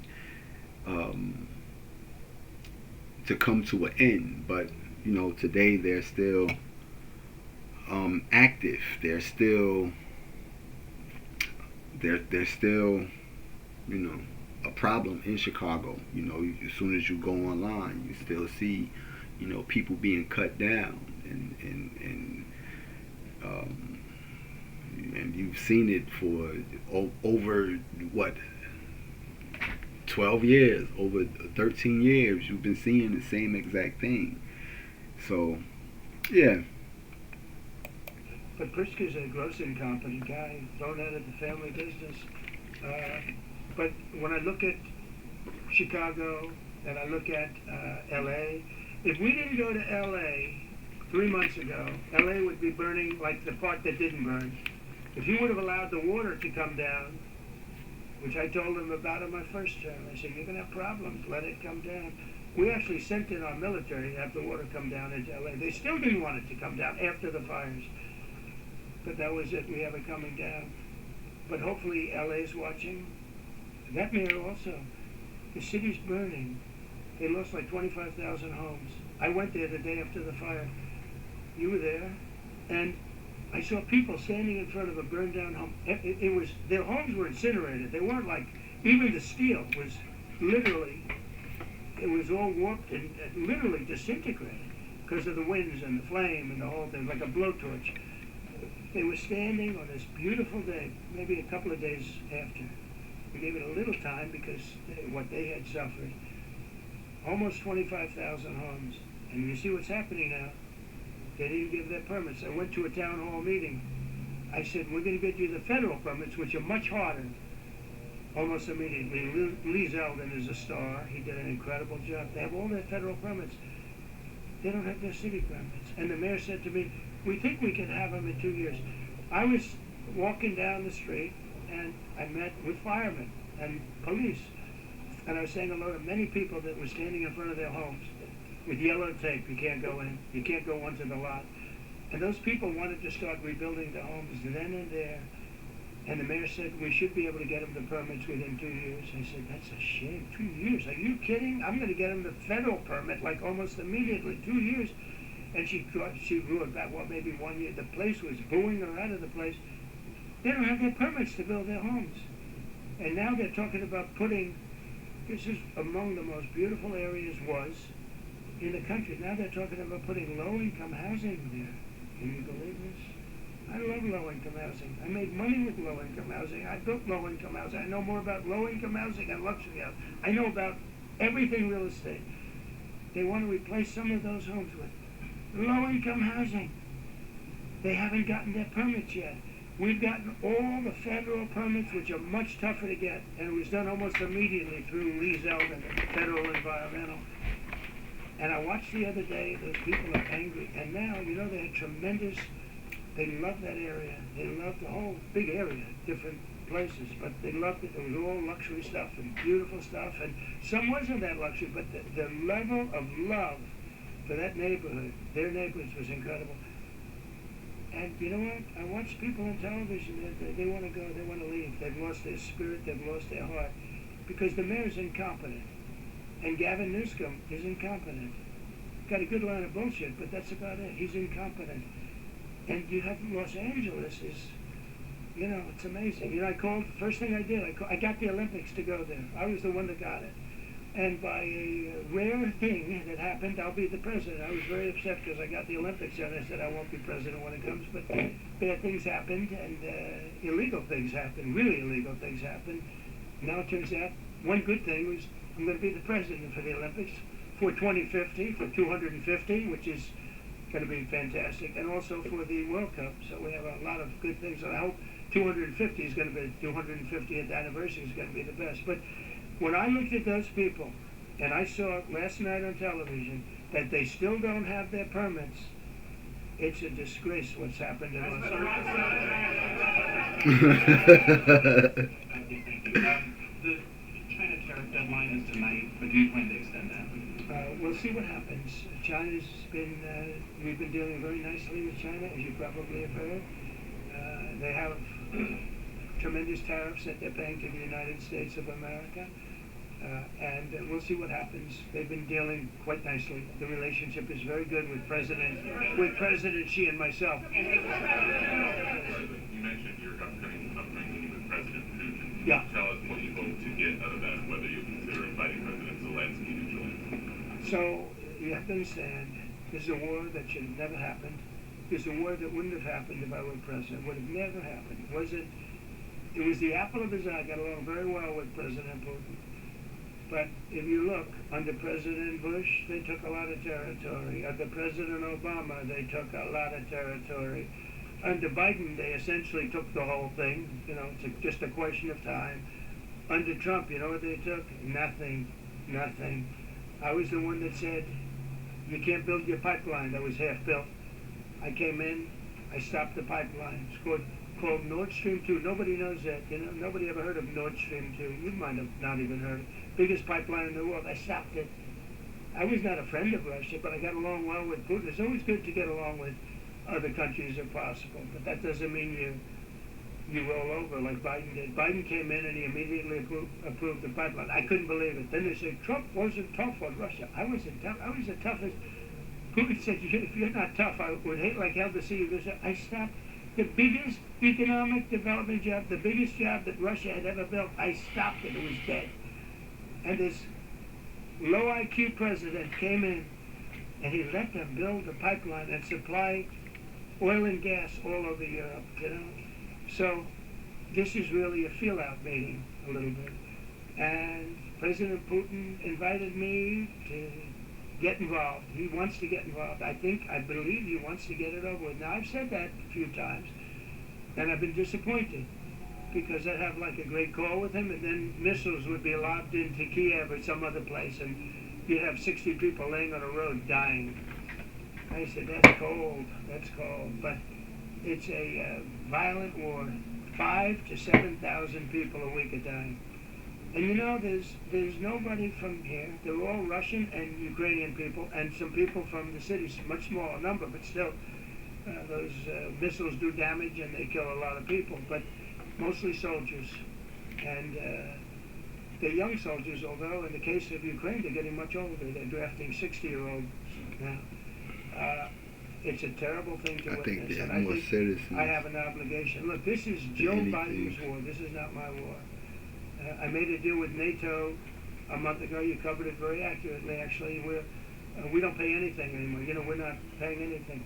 They are buying things from us, and NATO is paying us. I got it raised from 2% of GDP to 5%. And they're paying us for everything that we send. We're not paying. But Biden approved $350 billion. Europe has spent $100 billion.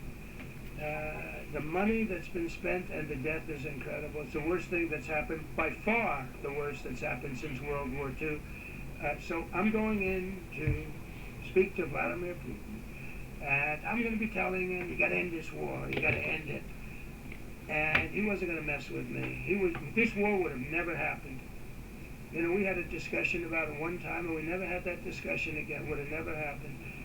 And when the election was rigged, and then Biden took office, which was barely took office, the auto pen took office, bad things started happening. Bad things, stupid things were said, and it ended up in a war. And you know, and I don't believe this will happen anymore because I have that pretty well covered. This could end up in a third world war. This could have been a third world war. I don't think that's going to happen now. But I thought it was very respectful that the president of Russia is coming to our country as opposed to us going to his country or even a third party place. But I think we'll have constructive conversations. Then after that meeting, immediately, maybe as I'm flying out, maybe as I'm leaving the room, I'll be calling the European leaders who I get along with very well. And, you know, I have a great relationship, I think, with all of them.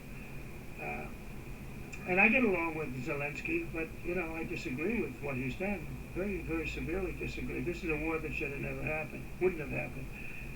But I'll be speaking to Zelensky. The next meeting will be with Zelensky and Putin, or Zelensky and Putin and me. I'll be there if they need, but I want to have a meeting set up between the two leaders. I was a little bothered by the fact that Zelensky was saying, well, I have to get constitutional approval. I mean, he's got approval to go into war and kill everybody, but he needs approval to do a land swap because there'll be some land swapping going on. I know that through Russia and through conversations with everybody. To the good, for the good of Ukraine. Good stuff, not bad stuff. Also, some bad stuff, for both. So there's good and there's bad. But it's very complex because you have lines that are very uneven. And there'll be some swapping, there'll be some changes in land. And the word that they will use is, you know, they make changes. We're going to change the lines, the battle lines. Russia's occupied a big portion of Ukraine. They've occupied some very prime territory. We're going to try and get some of that territory back for Ukraine. But they've taken some very prime territory. They've taken largely ocean, you know, in real estate we call it oceanfront property. That's always the most valuable property. If you're in a lake, a river, or an ocean, it's always the best property. Well, Ukraine, a lot of people don't know that Ukraine was largely 1,000 miles of ocean. It's gone. Other than one small area, Odessa, it's a small area, there's just a little bit of water left. So I'm going to go and see the parameters. Now I may leave and say good luck, and that'll be the end. I may say this is not going to be settled. I mean, there are those that believe that Putin wanted all of Ukraine. I happen to be one of them, by the way. I think if it weren't for me, he would not be even talking to anybody else right now. But I'm going to meet with him. We're going to see what the parameters are. And then I'm going to call up President Zelensky and the European leaders right after the meeting, yeah. And I'm going to tell them what kind of a deal. I'm not going to make a deal. It's not up to me to make a deal. I think a deal should be made for both. I think Russia has to get back into building their country. It's a massive country. I think they have 11 time zones, if you can believe it.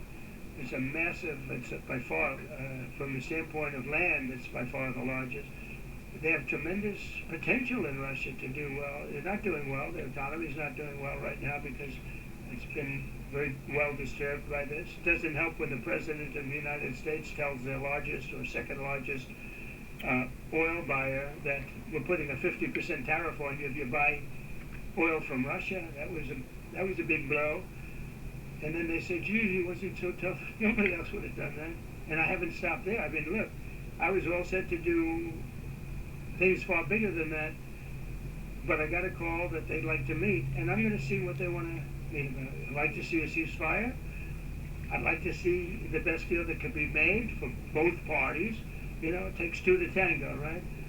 So ultimately, I'll have a meeting next week. I had a great relationship with him, considering the fact that, I was not nice to him because of the pipeline. I ended the pipeline. I also gave the javelins. Do you ever hear? Trump is excessively narcissistic, self-centered.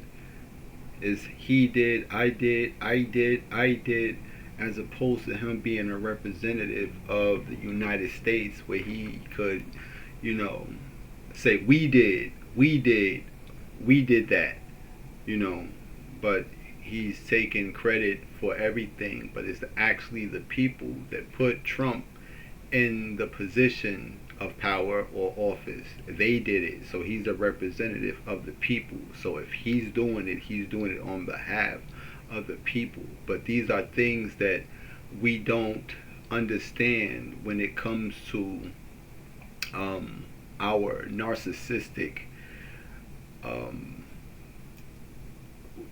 the way that we see things narcissistically. We don't look at ourselves as being self-centered.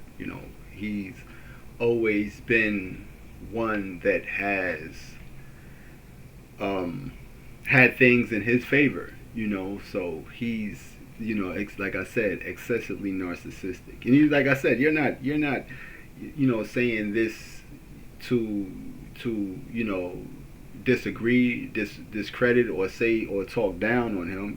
You're one that speaks what you call, the truth.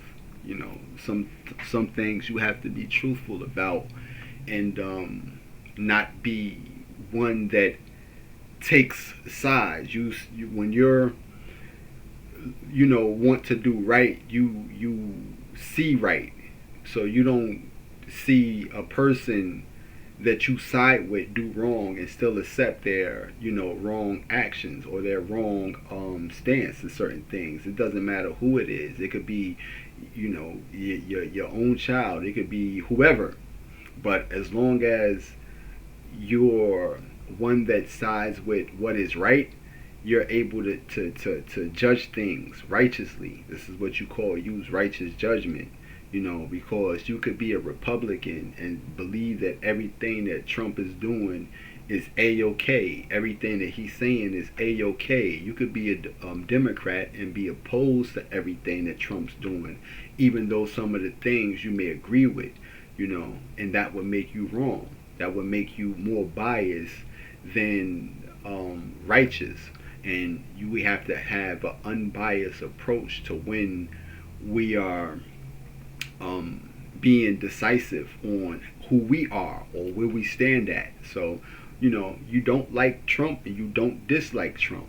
You are what you call neutral. You can say, I agree with that.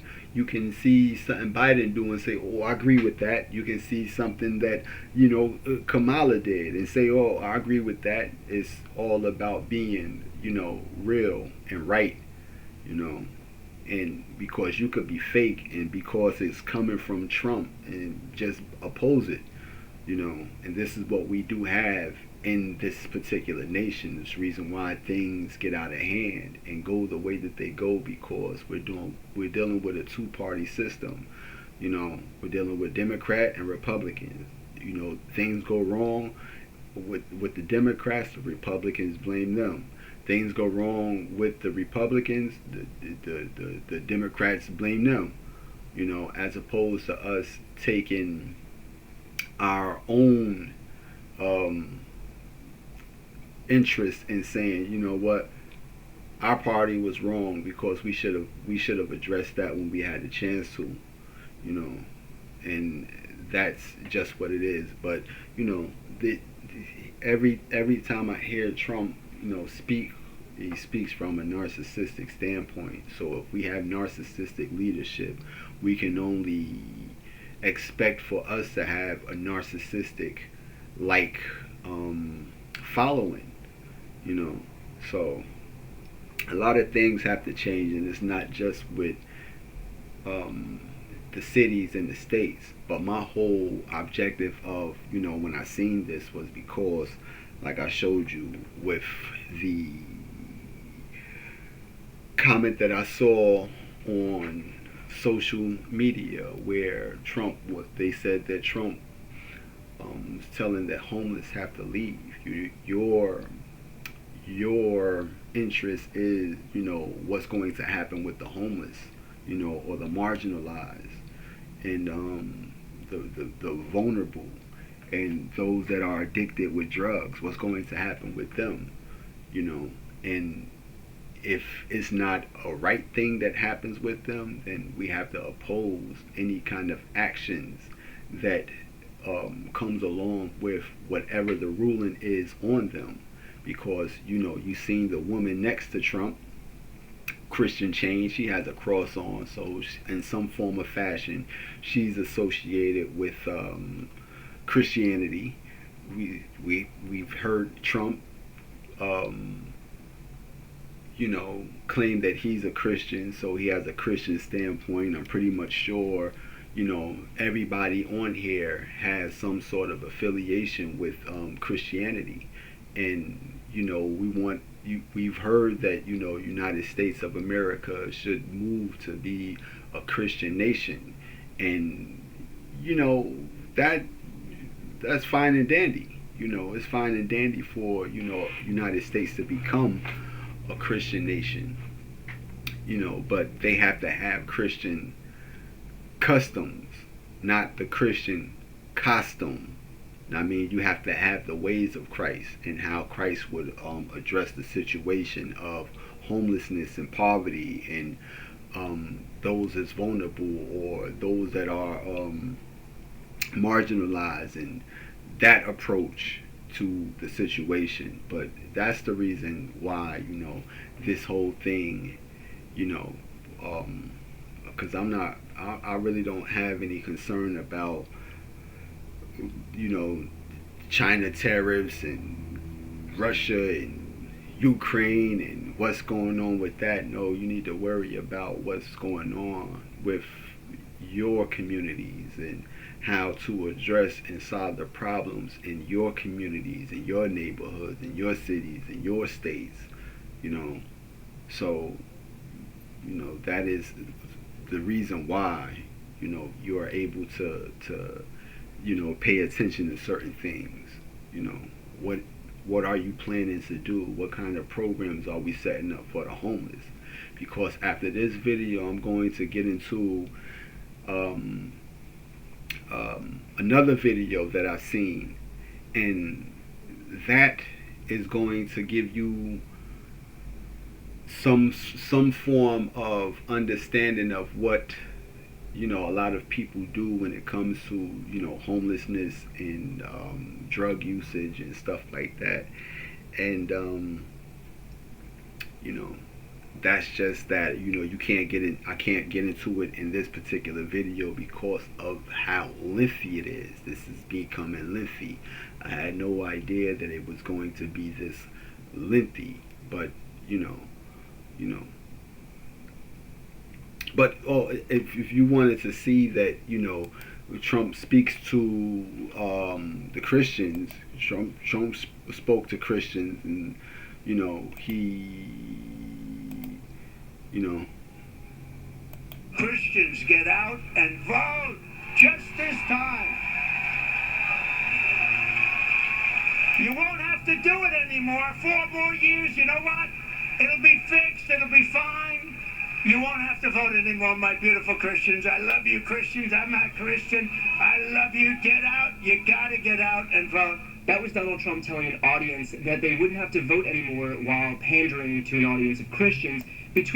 So we did see, that being stated. He spoke to Christians about voting and about, getting out and doing things, but you understand what Christ, Christ is not that, cracking down on the poor and the marginalized. That is not Christ. you know. So this is what I'm trying to indicate, that, you know, you can't, you know, you can't exploit religion, you know, for personal gain or interest. You're either that or you're not. And this is where, you know, we are at. You know, this is where we are at. You know, if you're a Christian, you have to have those things either in you or about you.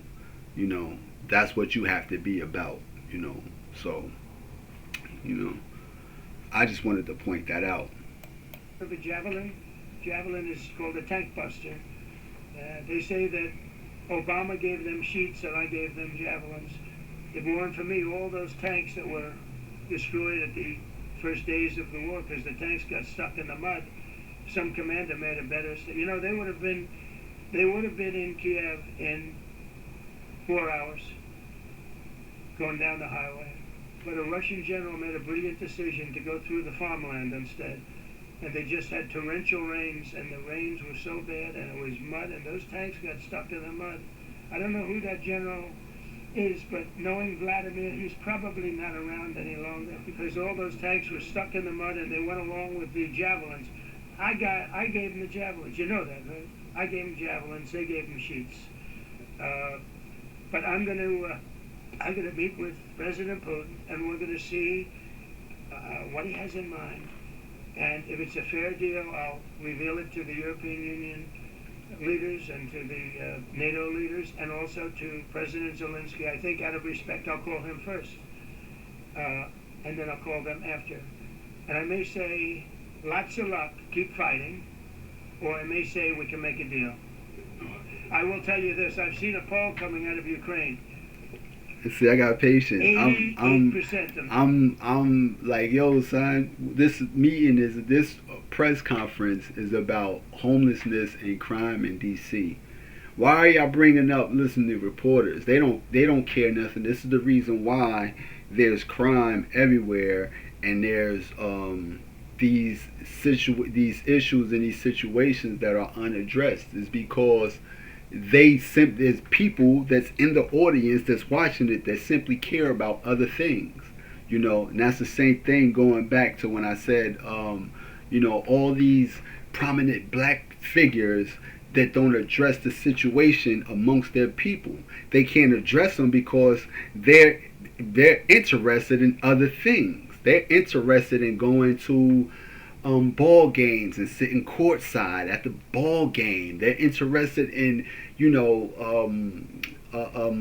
other people's situation as opposed to their own situation. There's so many people that they have that, you know, this particular disenfranchised group have, that, you know, can unleash radical change within them, but because they have interest in other things, those things are left unaddressed. So there's people that want to know about Zelensky and Putin. Son, who cares? How long has y'all been talking about this? This is brand new. Homelessness and crime in D.C. What are we going to do? You know, what are we going to do? What is going to be the method of placing homeless people in housing? Are you going to take all the property that's spread across DC and even Baltimore and all surrounding areas and reconstruct them and use them as homeless housing? And, you know, are we going to do all this stuff? What is going to be your method of, you know, combating homelessness? You know, what is going to be your method? You know, even you know, not to me, you know, anything, but you really wanted to show you that, you know, when you addressed the people in Philly, you know, and you asked them about the homeless, like, yo, son, what's going on with the homeless people in Philadelphia? What kind of programs do you have? You ask them because they're out there and they seem like they had a solution to the problem, but you were able to we'll get back to that. But you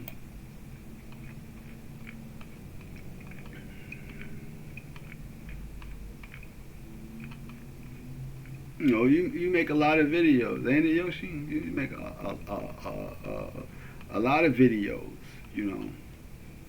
Here's where you cleaned up the whole the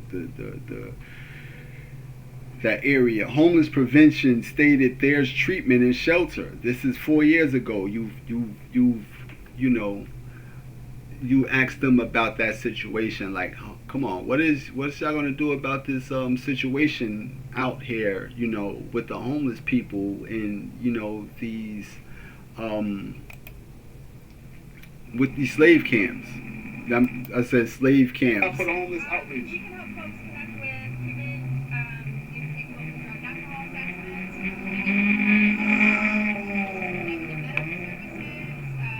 get folks to the shelter, sometimes help folks connect to housing. Right. I mean, has it been effective? Yeah, we have folks, and sometimes, not every time that we need somebody, like the person is ready to go in immediately and Right. something, but a lot of what we do is building those relationships with people. Right. So if somebody is ready, we have that relationship and they trust us to come in. Okay. Because I'm out here trying to clean up out here. Yeah. And it's. I'm not saying it's a strenuous task or it's gonna be easy, but what kind of solutions do we have for the people that's like out here? Because I come all the way from Jersey. Yeah.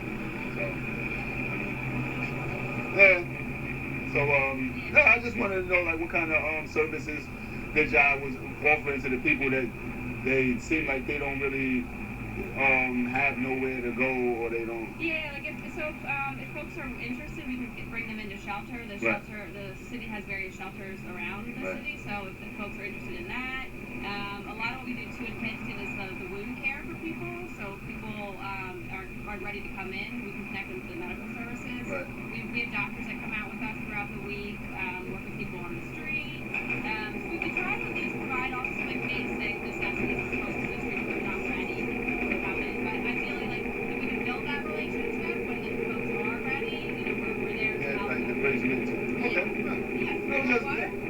I already got a soda, so I'll probably later. I appreciate it. Yeah, no problem. Thank you.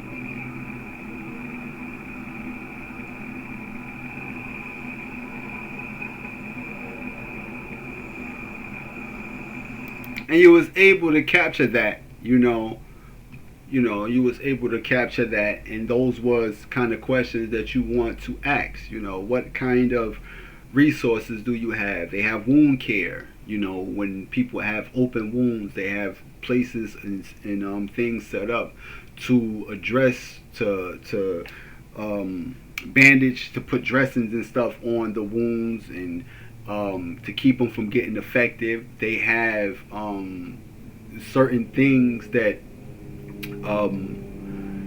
they establish rapport with them, like get a one-on-one and get familiar with the particular addicts, because when they're ready to get the treatment that they need, they can just make that transition. This is what they were saying. So that's what basically what you're saying. With Trump, you want to know what kind of thing that they're going to have. He went through 1 week of war, and I was able to get the deal done.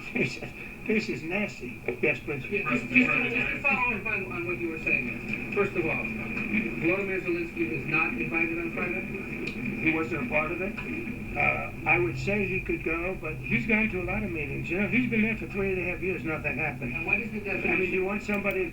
They want, you still want to talk about, this whole room is about cleaning up Washington, D.C., making the country, the capital of America, more, appealing, reducing crime for indefinitely, like for good. We want to rid crime, indefinitely. We want to establish a no nonsense policy, and we're still asking, what's up with Zelensky? So Zelensky's not going to be going to, you know.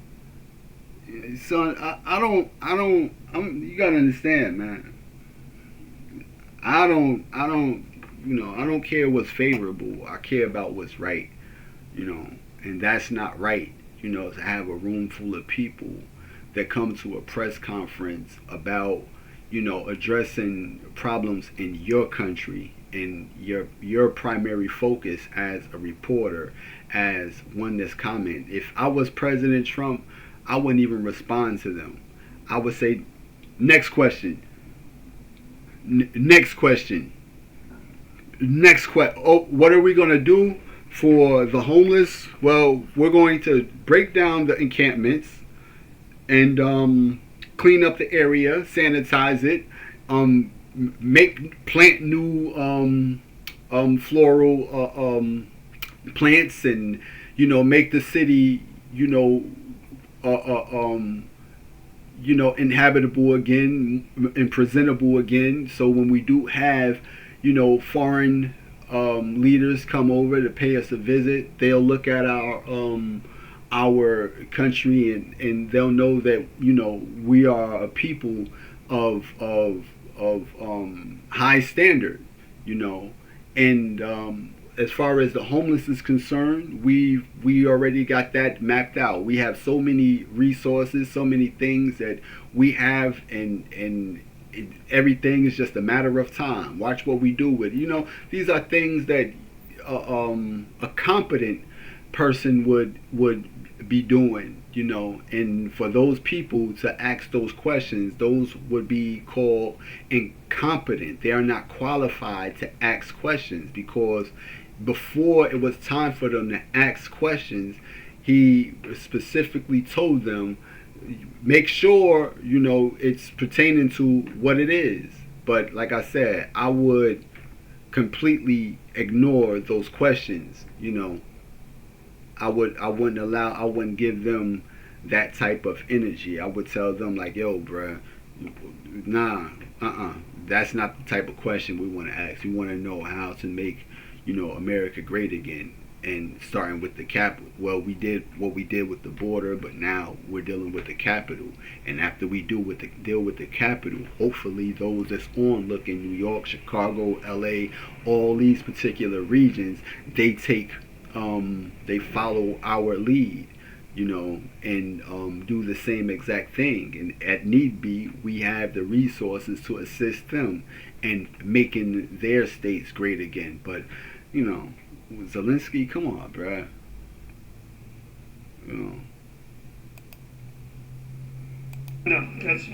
This is an old chip that China already has. And I deal with Jensen, who is a great guy, and NVIDIA. The chip that we're talking about, the H20, it's an old chip. China already has it in a different form, different name, but they have it. Or they have a combination of two will make up for it and even then some. Now Jensen's a very brilliant guy, and Jensen also has a new chip, the Blackwell. Do you know what the Blackwell is? The Blackwell is super duper advanced. I wouldn't make a deal with that, although it's possible I'd make a deal, a somewhat enhanced in a negative way Blackwell. In other words, take 30% to 50% off of it. But that's the latest and the greatest in the world. Nobody has it. They won't have it for 5 years. But the H20 is obsolete. It's one of those things, but it still has a market. So I said, listen, I want 20% if I'm going to prove this for you, for the country, for our country, for the U.S. I don't want it myself. Every time I say, like 747, I want, yeah, for the Air Force. You see? So when I say I want 20, I want for the country. I only care about the country. Okay, see? And See, there we go. He said, would you... See, was that so hard? You know what I mean? So he basically stated that when he say I want, he means that he want for, the country. Well, I guess when he says that he's specifying that he's saying he's representing the country, which I just previously tried to explain. We can't have this narcissistic, especially in roles of leadership. We can't have a narcissistic approach, because those that follow after you would have a narcissistic approach. Those people, would adopt a narcissistic approach, to what they're doing. I brought in troops. I did, but I've seen them after, when they touched the podium, credit Trump with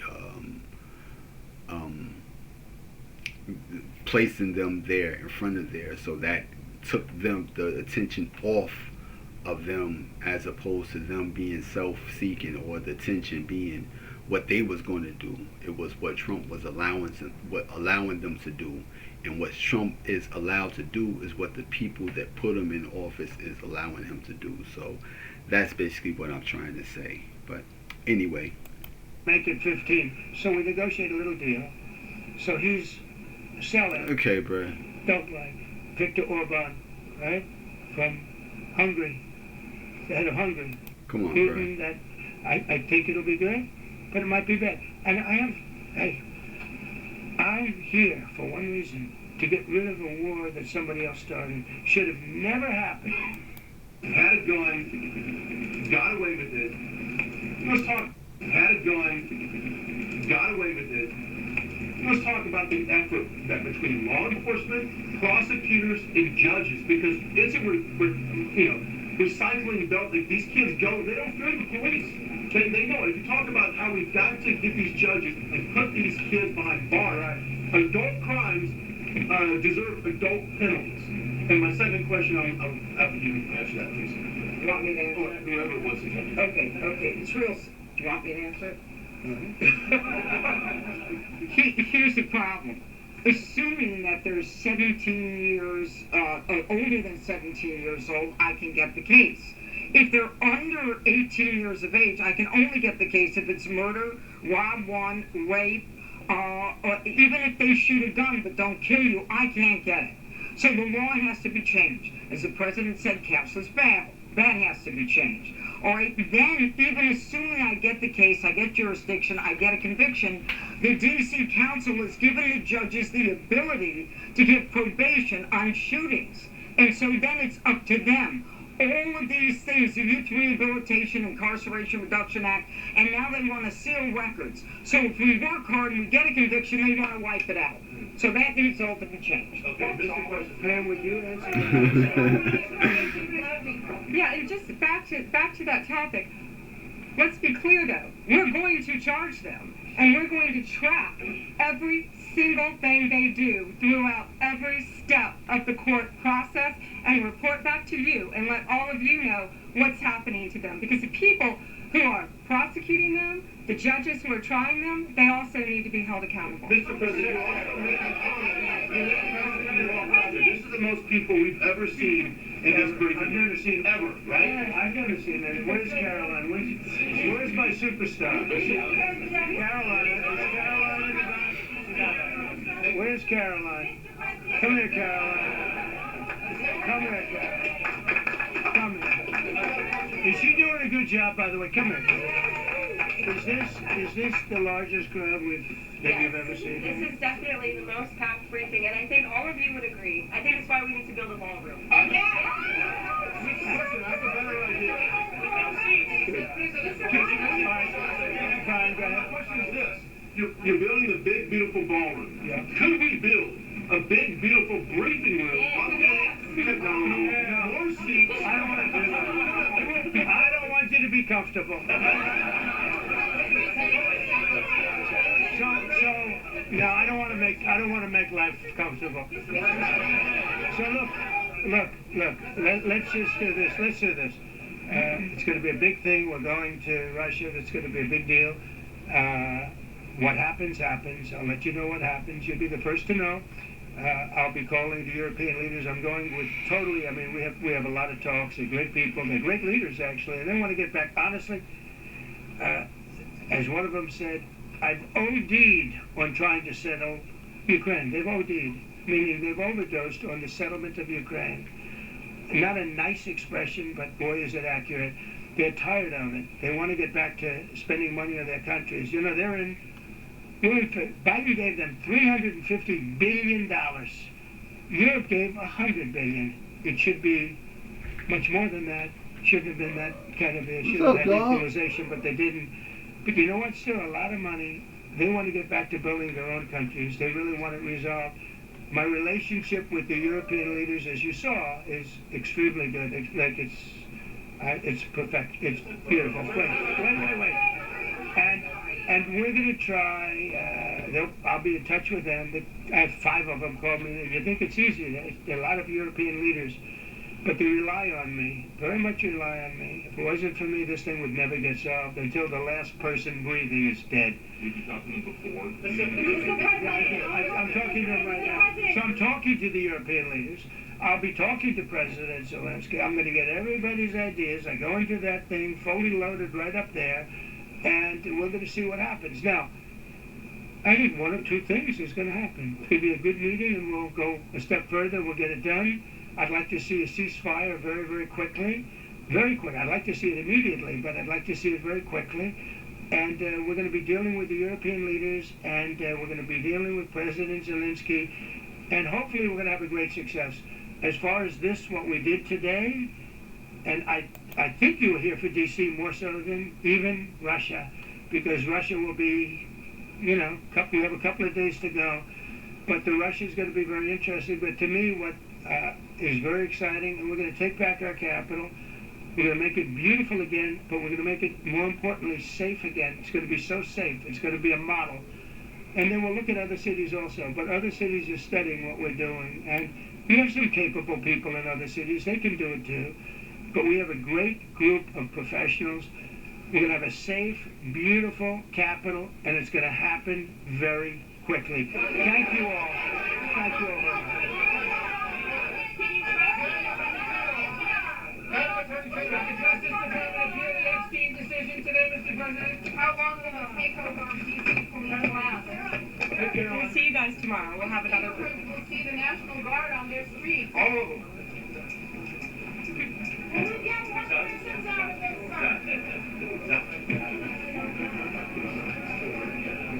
They ask questions.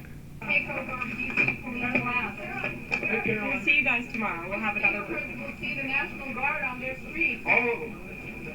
They said they'll see the National Guard on their streets.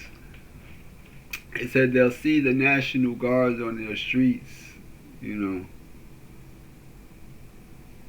nobody, they didn't get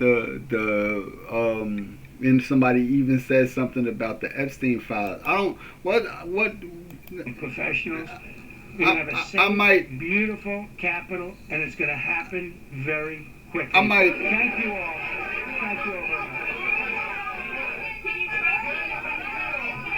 Madam Attorney General, the Justice Department appeal the Epstein decision today, Mr. President. Are you going to appeal the Epstein decision today, Mr. President? I'm not sure. Like I said, if mental health care were affordable and accessible, many people wouldn't end up homeless. Epstein released the entire files. He's on the list.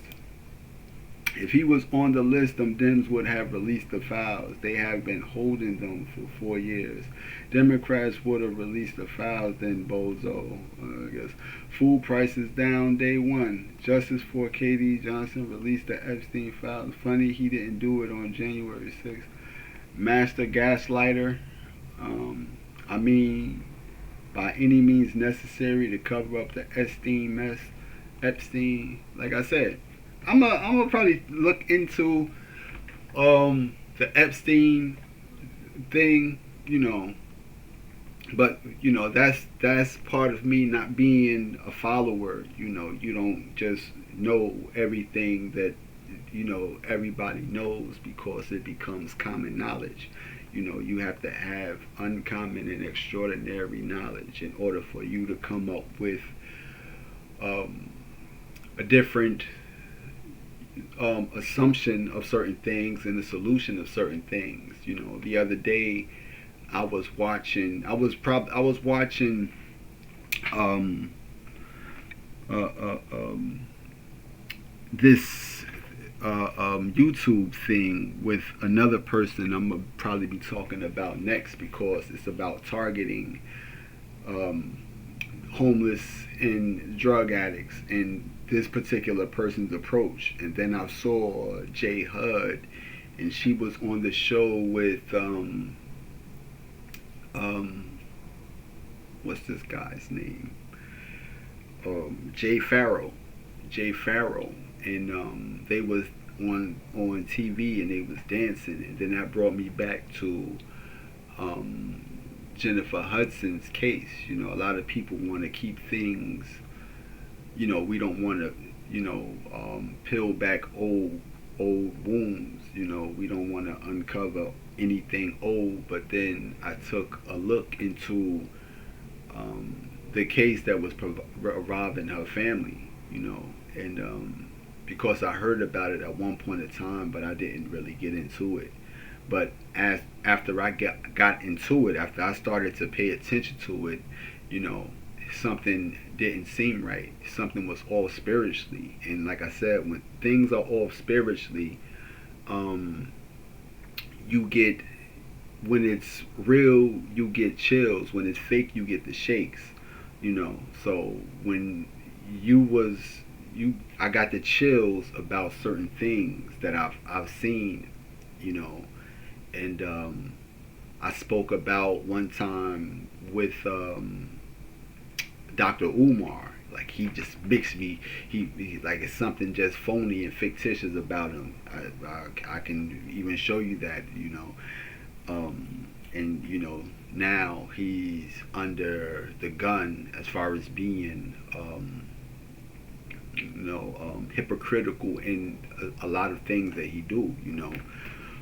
And but yeah, that case with them may have to be reopened. If there's somebody that's innocent that's in prison for crimes they didn't commit, then there has to be some form of justice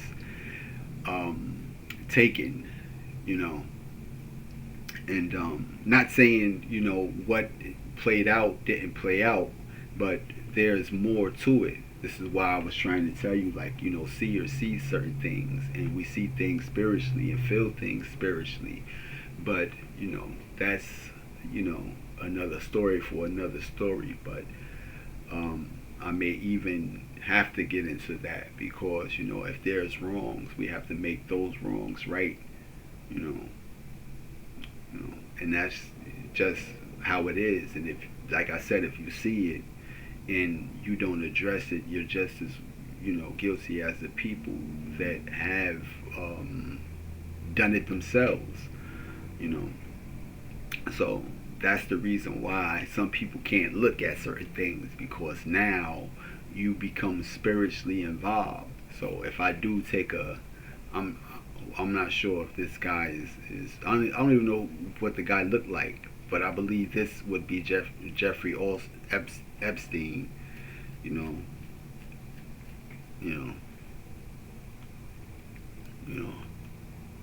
But yeah, like I said, they didn't get to ask anything. What a joke.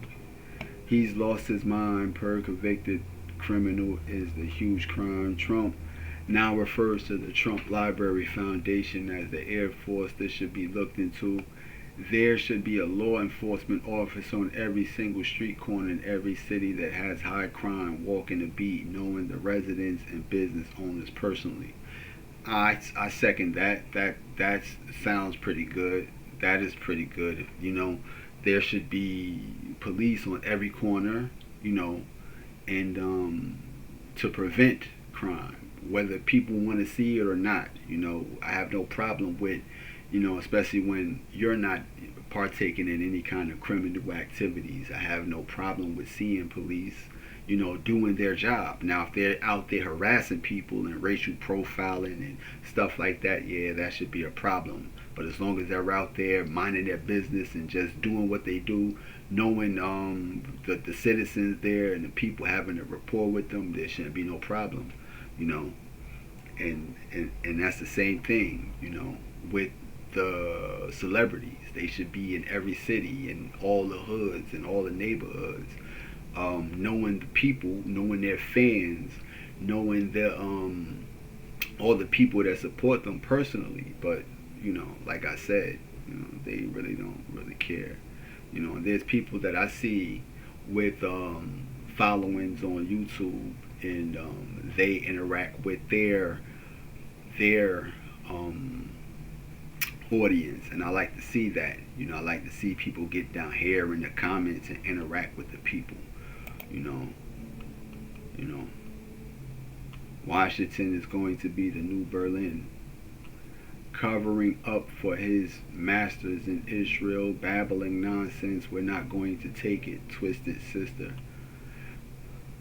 Attacked military leadership. I know they are not like politicians who are expected to be contacted by the public, but we should try to collectively contact military commanders, especially those who command units being sent to DC and elsewhere on U.S. soil, to remind them that they serve the American above all else, and that the way Trump is deploying them is legally questionable, to say the least. It should also be mentioned of how cooperating with Trump's demands will affect their legacy and could lead to legal repercussions for them down the road. Basically, what they're saying, what Trump is saying about let them do their job, if they're unleashed on the people to inflict force, then there shouldn't be a crying party, because you know there's a group of people with an interest that had it up to here with, you know, the escalating crime, you know, in which I say that, you know, a lot of events that we see and that becomes national become staged events, and those events have a purpose of causing social and civil unrest. So basically that's what they're saying, that because of the way that they're going to be deployed by Trump, that can tarnish the legacy, you know, and lead to legal repercussions. But because of the way that laws are going to be changed, a lot of officers are going to be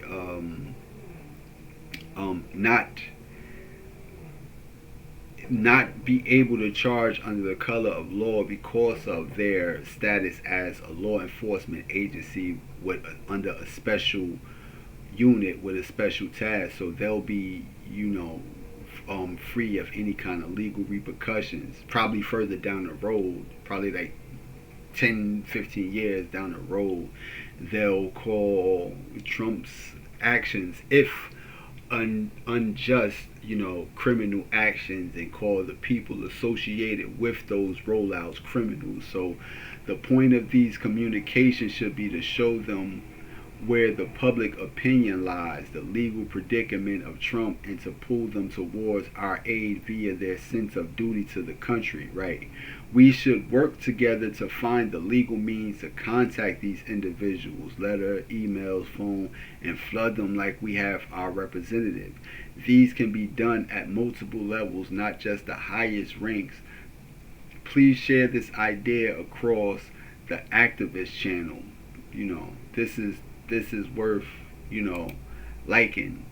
You know, these comments, this comment is worth, you know, acknowledging, you know. And because this is somebody that's trying to engage the people and be active in Trump's approach to, you know, unleash military people or military police on the populace. And, you know, I've stated that in another one of my videos that, you know, that is what's going to happen. You know, I believe it's in the good thing about sin, the bad thing about righteous. The good thing about sin is that at any given day, you can stop sinning and being righteous and start being righteous. And the same thing that's bad about righteousness is at any given moment you can stop being righteous and start sinning. It's in that video if you wanted to go and check that out. But you know, these can be done at multiple levels, not just the highest ranks. Please share this idea across the activist channel. You know, so a lot of people, we should be able to share, you know, this particular thing. You know, contacting the military leadership and tell them like, yo son, you do know that y'all serve the country. You know, the country comes first. You know, the interests of the country comes first. You know. So, what's up, dog?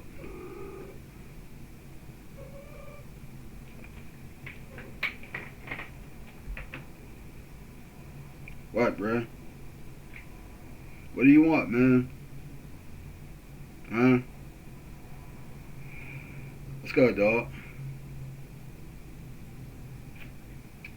So why does Hegseth always look so angry? I'm not sure who Hegseth is. Resist fascism.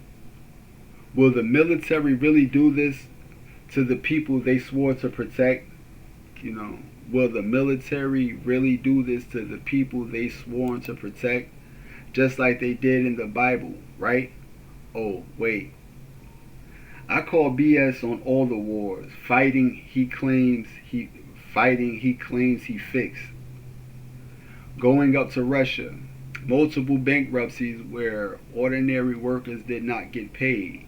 Graffiti on the monuments, kind of like what he is doing to the White House. I'm losing brain cells listening to this. He's clearly getting worse. People are people are relentless, you know, with their, you know, well, now that he's done away with habeas corpus, let's see how people like the new America, you know, the habeas corpus, you know. Watch the movie Civil War. This tells his future. New Orleans and Baton Rouge needs a lot of help. Evil walks free. Yeah, New Orleans and Baton Rouge. Yeah, they do. To tackle crime, indict Trump. VA resident here. I grew up right outside DC and have lived here for many years. I want to say that the majority of DC is clean, safe, and extremely well maintained. This cleansing is just polite terminology for the violent over-policing of at-risk communities so that they leave their homes and gentrification can occur. He wants to make the White House a second Mar-a-Lago, completely surrounded by million-dollar homes and beautiful people. But DC isn't a country club. It's a city that's home to a large variety of people of all different races and economic backgrounds. They deserve to keep their place here even if Trump doesn't like it. He is not allowed to use the police to push people out. How dreary. You are so full of you know what. What do you mean by Trump will push people out of DC homes? You mean he's taking them out of their physical houses to live elsewhere? Or are you talking about the homeless population of DC? They don't need more porta potties in their tent cities. They need actual resources and help.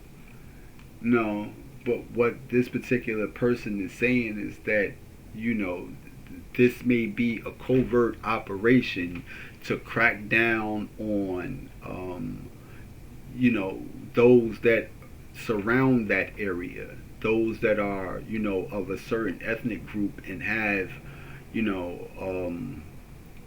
been classified as, you know, a certain, or marginalized because of their not just their ethnicity, but their lifestyle. You know, they have their own lifestyle, but what they're saying is that maybe that can be the whole objective of DC. We might want to see, DC should be, you know, a city with high expectations for living, but the increase of living for everybody, even those that are marginalized should have an increase of living, from tents to either apartments to whatever, 1 bedroom apartments, even studios, efficiency apartments. They should have a step up with a definite source of income. Whether we talked about doing away with certain federal programs and things like that, but do we acknowledge that there has to be some sort of fallback for those people that don't have income or resources to generate income? We should have more jobs being created, more jobs being created that people can do. You understand? So that is something that we actually need to see, but that's basically what this particular person is saying, is that they lived in DC, and this cleansing is just polite terminology for the violent over policing of at-risk communities. So being that these communities are at risk, they're not combating the problem of what's making them at risk, but they'll be policing them and pushing them out and creating gentrification, and with the overthrow and the creating of DC utopia, where it's another high class community, because I believe I've been to DC before, and around the White House and around that area, and then as you venture off for a little bit down, you go into the hoods or regular communities. And that's the same thing with Atlantic City. When you're on the resort of Atlantic City and you start seeing the hotels and the casinos, and then as you travel a couple of blocks down, you're in smack dab in the heart of the hood, So, yeah, that's just basically what this particular person is saying. Support the troops. Many have lists retirement after serving over 10 years. Don't get me started on veterans. I, for one, definitely lean for liberal Democrat. I wish the Republicans would quit grouping all of us together. I live and work in the DMV and sometimes dread driving into DC from the crime and filth and homelessness. I nervously excited to see what comes the federalization of the local police, but hope the National Guards do not have to be called. I'm nervous because of the federalization and what pressures this might set in the future and other cities. I'm hopeful that this is only temporary and that the law surrounding criminal act completely by minors is reformed to better instill the fear of going to jail or prison for crimes committed. Again, I spoke earlier and it stated that, the fear, laws is meant to create fears, and the fear is what that prevents people from doing certain things. So maybe, that may have a positive impact on the communities and get the people to straighten up and do the right thing.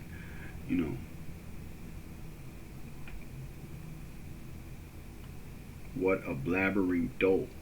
Absolutely no coherent sentences were spoken. How is this the president? They are taking the capital back from whom? The Americans? He doesn't even say Paralympics. He is sad that he didn't get the real Olympics. When you fire the statisticians, you don't know where the extra cash flow comes from. No president has ever handled the press until now. You ever faked reading a book? This is the worst book report ever. Jesus, martial law. He just militarized cops. Now he's concerned about the police. And what about him passing the bill on these guns? It's perplexing. No, it's martial law. The clowns on display deserve dignity, not displacement. 3,782 lives deserve dignity, not displacement. Why use fear to hide greed? Let's lift every person up with real solutions. Housing, hope, humanity. We're going the wrong direction. I believe that if you have to use police tactics and force to force people out, housing, hope, and humanity, In the city I live in, the most convenient way to the airport, the interchange road was horrible, and it was for years, and it was embarrassing to think what visitors thought about our city. Now it is replaced. So it is true what he is talking about. When people enter our country or cities, they need to be updated and safe for people to want to come back.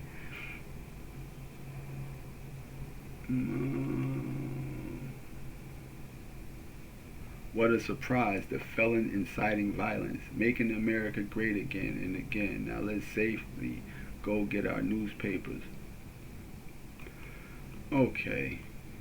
Because these comments are not going to end, but there's people that want the Epstein files released, whatever those are.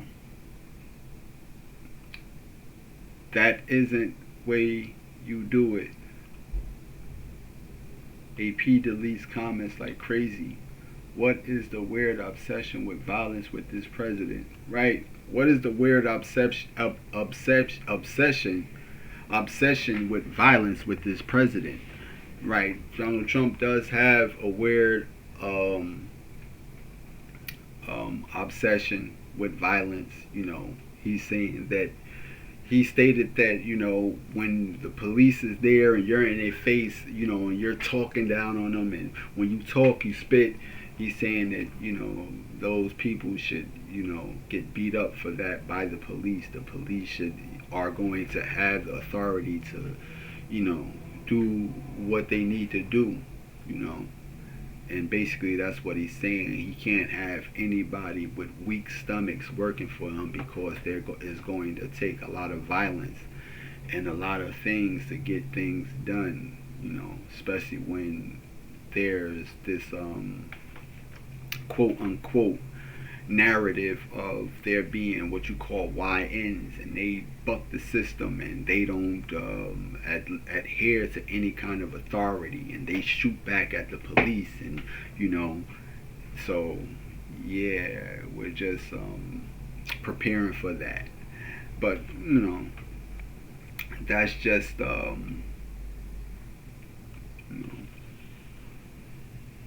dress rehearsal, pathetic, always highlighting his lacking, zero intelligence, zero skills, 000. Great story. Now let's see the Trump Steam files. This is why DEI matters. Rich old YT people will only care about their problems, right? People only care about their problems. When it becomes a problem for them is when they address the problem, And only then, only when it becomes a problem for them, this is the division stands. When it was a problem that has always persisted, why now, attack them? Why now approach the problem? How do you broach the problem when, it has always existed? Do you say, they created the problem, or did we allow the problem to escalate into the problem we have today? There's nothing wrong with that. Make America safe again. Nothing wrong with that. crime has been going down. It has gone down in DC as well. What are you talking about? DC is so bad. Have you been there lately? Yes, I have, and it was a great vacation. Why don't you use technology and research the topic? Crime is down in DC. Evil and very ignorant. So many lies. The book of Revelation reveals the truth of what's coming. Many reject the Christ and then miss the blessings of knowing the future. Repent ye all. Time is short. I thought we had a separation between church and state. This isn't theocracy. 2028 presidential candidate Trump. Jesus wept. If this guy spoke to me like this in public, anywhere, bar, gas pump, sidewalk, grocery store, I would completely ignore his rambling. He shouldn't be in charge of managing his way out of a paper bag. Thank you. I'm happy to see this happen, and DC has been needing to work on the crime. Thank you, Trump administration, for cleaning up the streets. We need no bail and stop crime in America. Birmingham, Alabama is horrible. I believe that. Is the wall finished though? Married 3 times. Great energy in the room. We need that beautiful ballroom ASAP.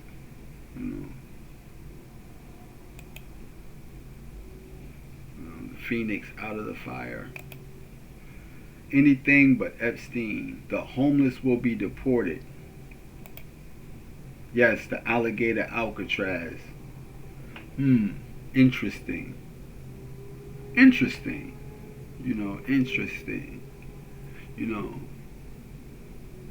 Because I had a vision, a long time, probably about 5-6 years ago, that they was deporting people to like a camp like facility, and we was all dressed in like white garb and sheets and stuff like that, and there was cameras and stuff fixed on people, like there was everything that they was doing was being watched.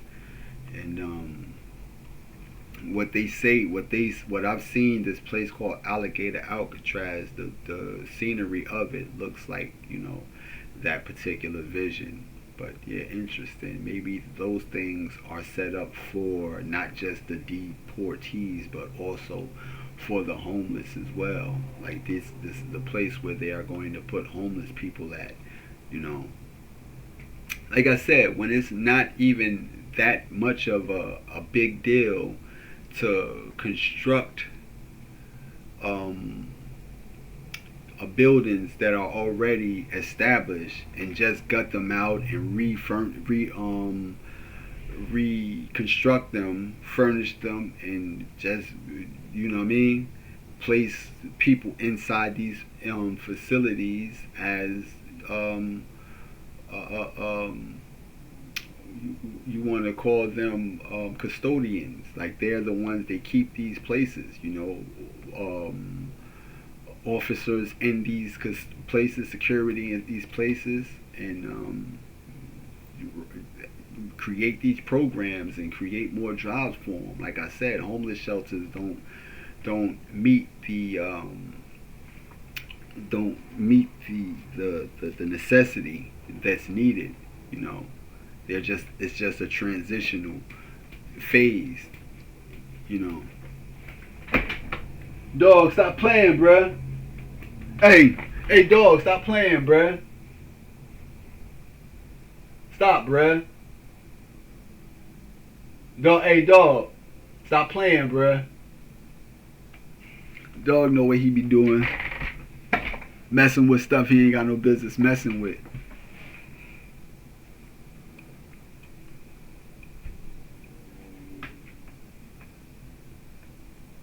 Yo, dog, stop playing, bruh.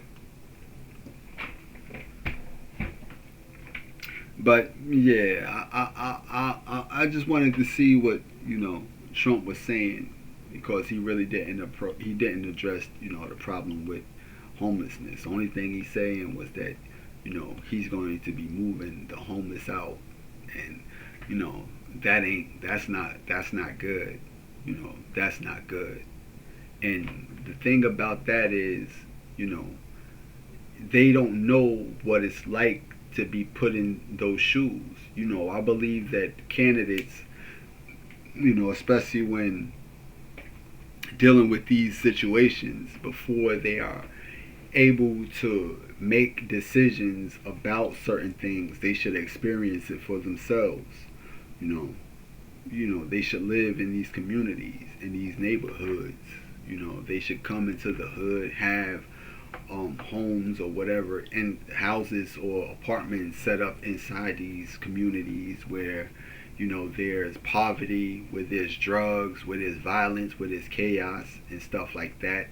And for them to come up with an opinion about what should be done out there, because they don't have any sort of connection to these people, so they are adverse to them. They don't know anything about them. None of those people that was in that room, that was amongst his cabinet, or the people that he was referring to, know anything about these communities. They look at them as beneath them because they don't come from amongst them, so they are beneath them. If they come from here, you're making decisions on people that's down here, so you can only have lower expectations of them. So because you're not amongst them, you don't know what it's like for them. There was a movie at one point in time. It was called Life Stinks. Life Stinks. Let me see.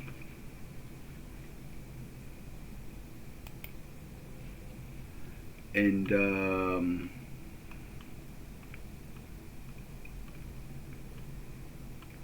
let's see if we can go and get that movie.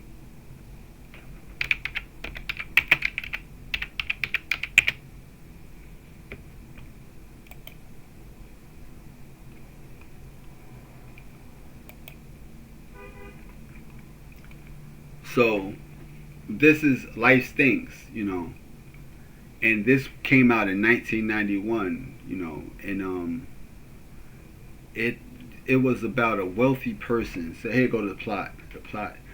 Goddard Bolt is the callous CEO of Bolt Enterprise. Bolt shows little regard for other people's need or for the environment. He has an eye on the slums of Los Angeles with the intent of tearing it down. Bolt makes a bet with his biggest rival, Vance Croswell, who also has an interest in the property. Croswell challenges Bolt to survive on the streets as if he were homeless for 30 days. So he was challenged to live on the streets, like, well, go live on the streets for 30 days, I dare you. Should Bolt lose, Croswell owns the property, but should Bolt win, Croswell will sell it for practically nothing. So Croswell will sell the property for nothing, for like pennies on a dollar, if he lose. So there are three conditions. Bolt will be completely penniless. He must wear an electronic anklet that will activate if he leaves the boundaries, forfeiting the bet if he exceeds 30 seconds out of bounds.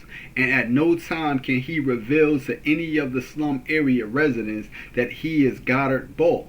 To add to the look, Bolt has his mustache shaved off, then Croswell confiscates his toupee. Bolt is taken to the slums, thrown out of the limo, and begins the bet.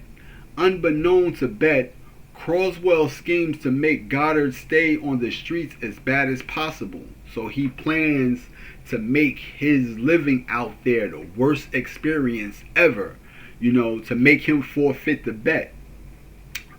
Bolt, homeless, hungry, and filthy, is befriended by Skid Row inhabitant Cellar and Fumes and given the nickname Pepto, after falling asleep in a crate with a Pepto-Bismol logo on its side. So that's how he got the name Pepto. During the bet, he meets and eventually becomes attracted to Molly, a homeless woman who used to be a dancer on Broadway. During a scuffle with two muggers, Bolt is pushed out of bounds which activates his anklet. To prevent the 30-second forfeiture, Bolt rushes back in, which impresses Molly with his supposed bravery as it looks like he is tackling the muggers. Bolt learns a series of important life lessons during his adventure, namely that life is not about accomplishment or material success, but rather the integrity of the human spirit. However, Bolt is unaware that the unscrupulous Crosswell has no intention of honoring their bet. When Crosswell realizes that Bolt is honoring the bet fair and square, Crosswell bribes Bolt's lawyers into fabricating the story that Bolt had lost his mind and has his property seized. Bolt finds this out firsthand as, upon completing the bet, he forces his way into a party which is being held by Crosswell at Bolt's home, and his lawyer feigns ignorance. Like, his lawyers be like, son, we don't know what you're talking about. You're crazy. So they tried to make him look and seem like he lost his mind and went homeless on his own. You know, they tried to double cross him and not honor their end of the bet. You know, forced to live on the streets for good and remanded to a free clinic by mistake, a drug Bolt murmurs that life stinks. You know, Molly implores him to remember the small things, such as the two of them waltzing, that makes life livable. Crosswell, meanwhile, has his own plans for the slum area, planning to tear it down as well. Bolt incites Fumes and the other slum residents to stage a mock battle during the televised ceremony of Crosswell demolishing the slum area. Realizing that he will be ousted, Cromwell attempts to stop Bolt with a hydraulic excavator. When Bolt's grapple has plucked Crosswell and has him hanged by his jacket, the scene is freeze-framed into a newspaper report saying that Crosswell, in a court case, was forced to admit he made a bet with Bolt, then reneged on the terms. So that's how he got the guy, you know, to admit that he reneged. Bolt, now in control of the area, has plans to renovate it into the Bolt Center, which will give the slum residents employment, renovate the tenements into livable homes, and give the children a private school financed entirely out of pocket by Goddard Bolt. The news report ends by saying that Bolt has married Molly, and the press are expected an extravagant event, only to then be shown Goddard and Molly taking their wedding vows in a simple chapel in the slum area, then driving off in a limousine with a vanity plate Pepto. So, yeah, this brings you back to that. You know, this was an egotistical person, a narcissistic person, you know, was a callous CEO, and he had showed little regard for other people's need or their environment. But because he went to live amongst the people in the slums and was homeless himself, he had a different outlook on that, you know, on behalf of him living in that situation and becoming aware of what it took to live in those situations, and that everything wasn't all about accomplishments and material success, but integrity of the human spirit. So it's all about the integrity of the human spirit, and you learn that by being placed in certain situations, you know. So yeah, that's basically what I was trying to say, you know, when there's candidates and they're making decisions about certain areas that they have no relationship to, maybe they should go down there and live with those people and be amongst those people and walk with those people and interact with those people to see how, you know, they affect them. I'm pretty much sure that people living amongst Trump, especially inner city people living amongst Trump, would accept Trump. Would accept anybody, any and everybody that's not from there. They have a ability to, they are more accepted to them, especially if they don't come with a snobby demeanor towards them or a racist meaning towards them. They are more receptive to them. That's one thing that I know. From that they are receptive to people. And it's especially that's not from around there, more than they are to the people that are amongst them. That's what I do understand. When I go to certain areas, when I go to the hood in Patterson, I'm not from there, but they're more receptive towards me. And because I don't have a superior demeanor towards them, and I don't the energy that I give off is not of condescending, or that I'm better than them, or that I'm this or I'm that. I come humbly. And in any area in Patterson, a area in Patterson, New Jersey, that's known for violence, that's known for all sorts of shootings and things like that, I feel safe on any street that I go on. And welcome, and people are more inviting towards me. In Patterson. And one time I went out to Patterson at night, and I seen one of my friend's cousins, and we had a problem where I had a recording studio at one point in time, and I had left the money for the rent on the desk, and my friend's cousin came over, and that money was missing, and I had got into it with his cousin. My friend was my business partner, but because he let his cousins in there, his cousins is they're grimy, and the money ended up missing. So he replaced all the money. My friend did. He replaced the money for that particular rental space. But me and the guy had it out, but we didn't come to any kind of blows. And I end up running into him in the area one night, and I skedaddled up out of there. Not like I was old, and I skedaddled out of there, but I made sure that, like, oh, okay, let me get out of here before that he jogs his memory and remember me.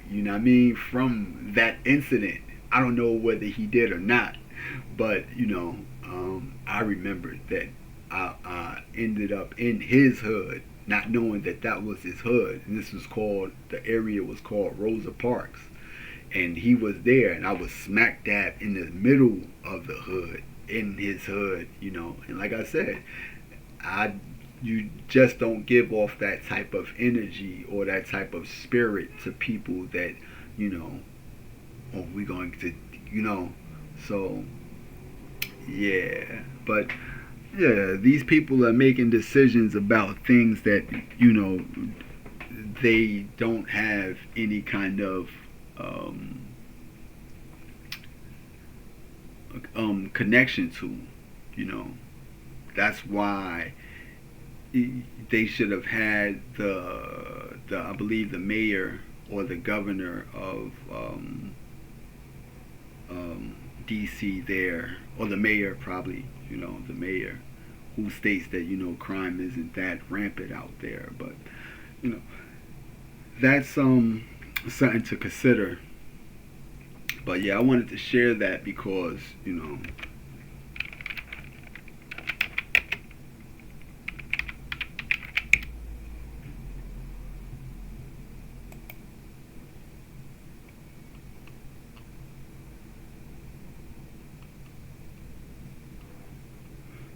so we can't say it's everywhere. I don't saw slums everywhere. I don't saw slums in Japan. I don't saw slums in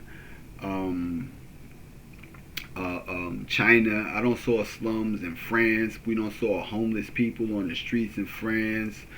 And again, a lot of these things are staged. You know, when we had the immigrants brought to New York, they was staged over there. You know, to make it seem like it was a rise of immigrants. They was brought over there, and the same thing with Chicago with the Venezuelans. They was brought over there. You know, so yeah.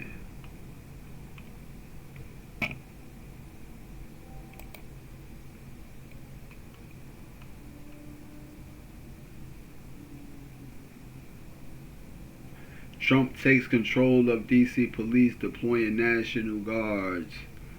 Historical. Let me see. Because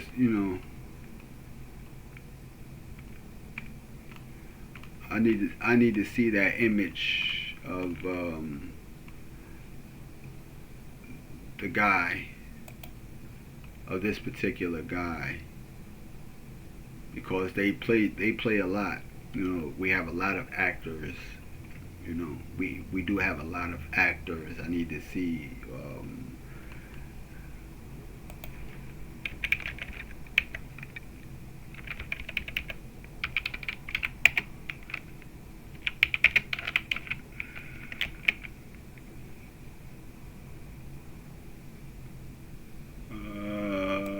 What's it called? What is it called?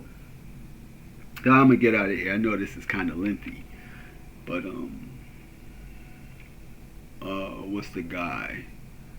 What do we call them? Doge.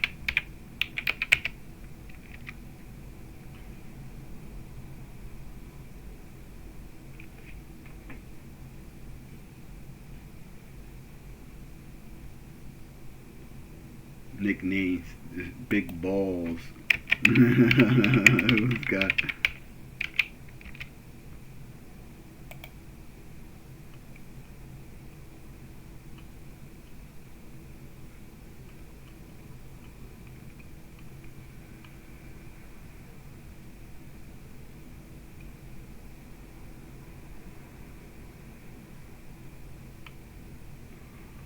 I need to see.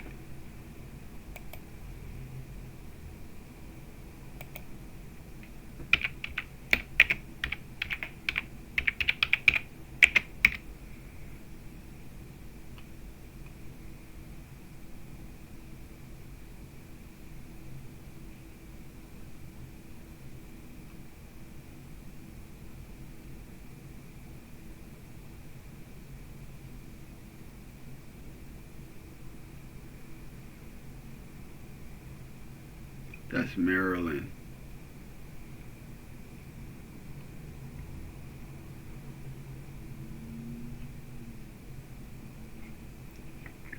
Majority of people I see do this. It's kind of like I always see them. You know, yeah, I better stop doing that, man.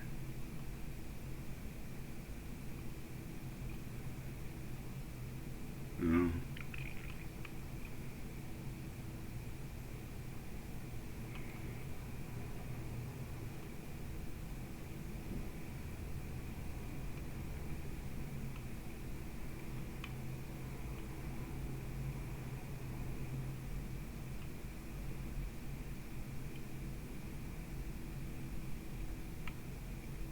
But yeah, I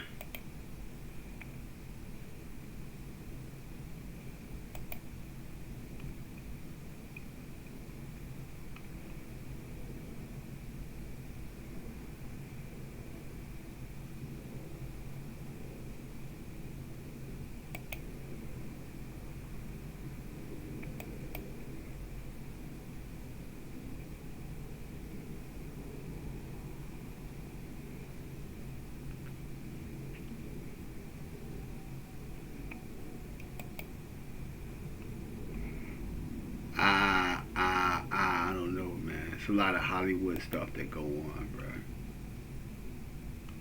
So I don't know. I don't know.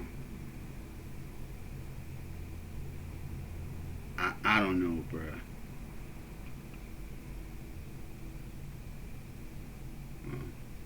I really don't know. If I had other pictures and stuff like that to draw from, but I'm just gonna leave it like that, man. But I do know that these people play, games. I do know that. I do know that. And here's Jennifer Hudson. And what I do know about that is that people do anything to be inside and be a part of the in crowd. What I do know, but I'm gonna leave on that note, man, and hopefully Trump and them do the right thing, as far as relocating the homeless population and open up different avenues of resources and income for them, so that they can be more productive and not let this be another ploy to gentrification and push people out of communities. And yeah, peace.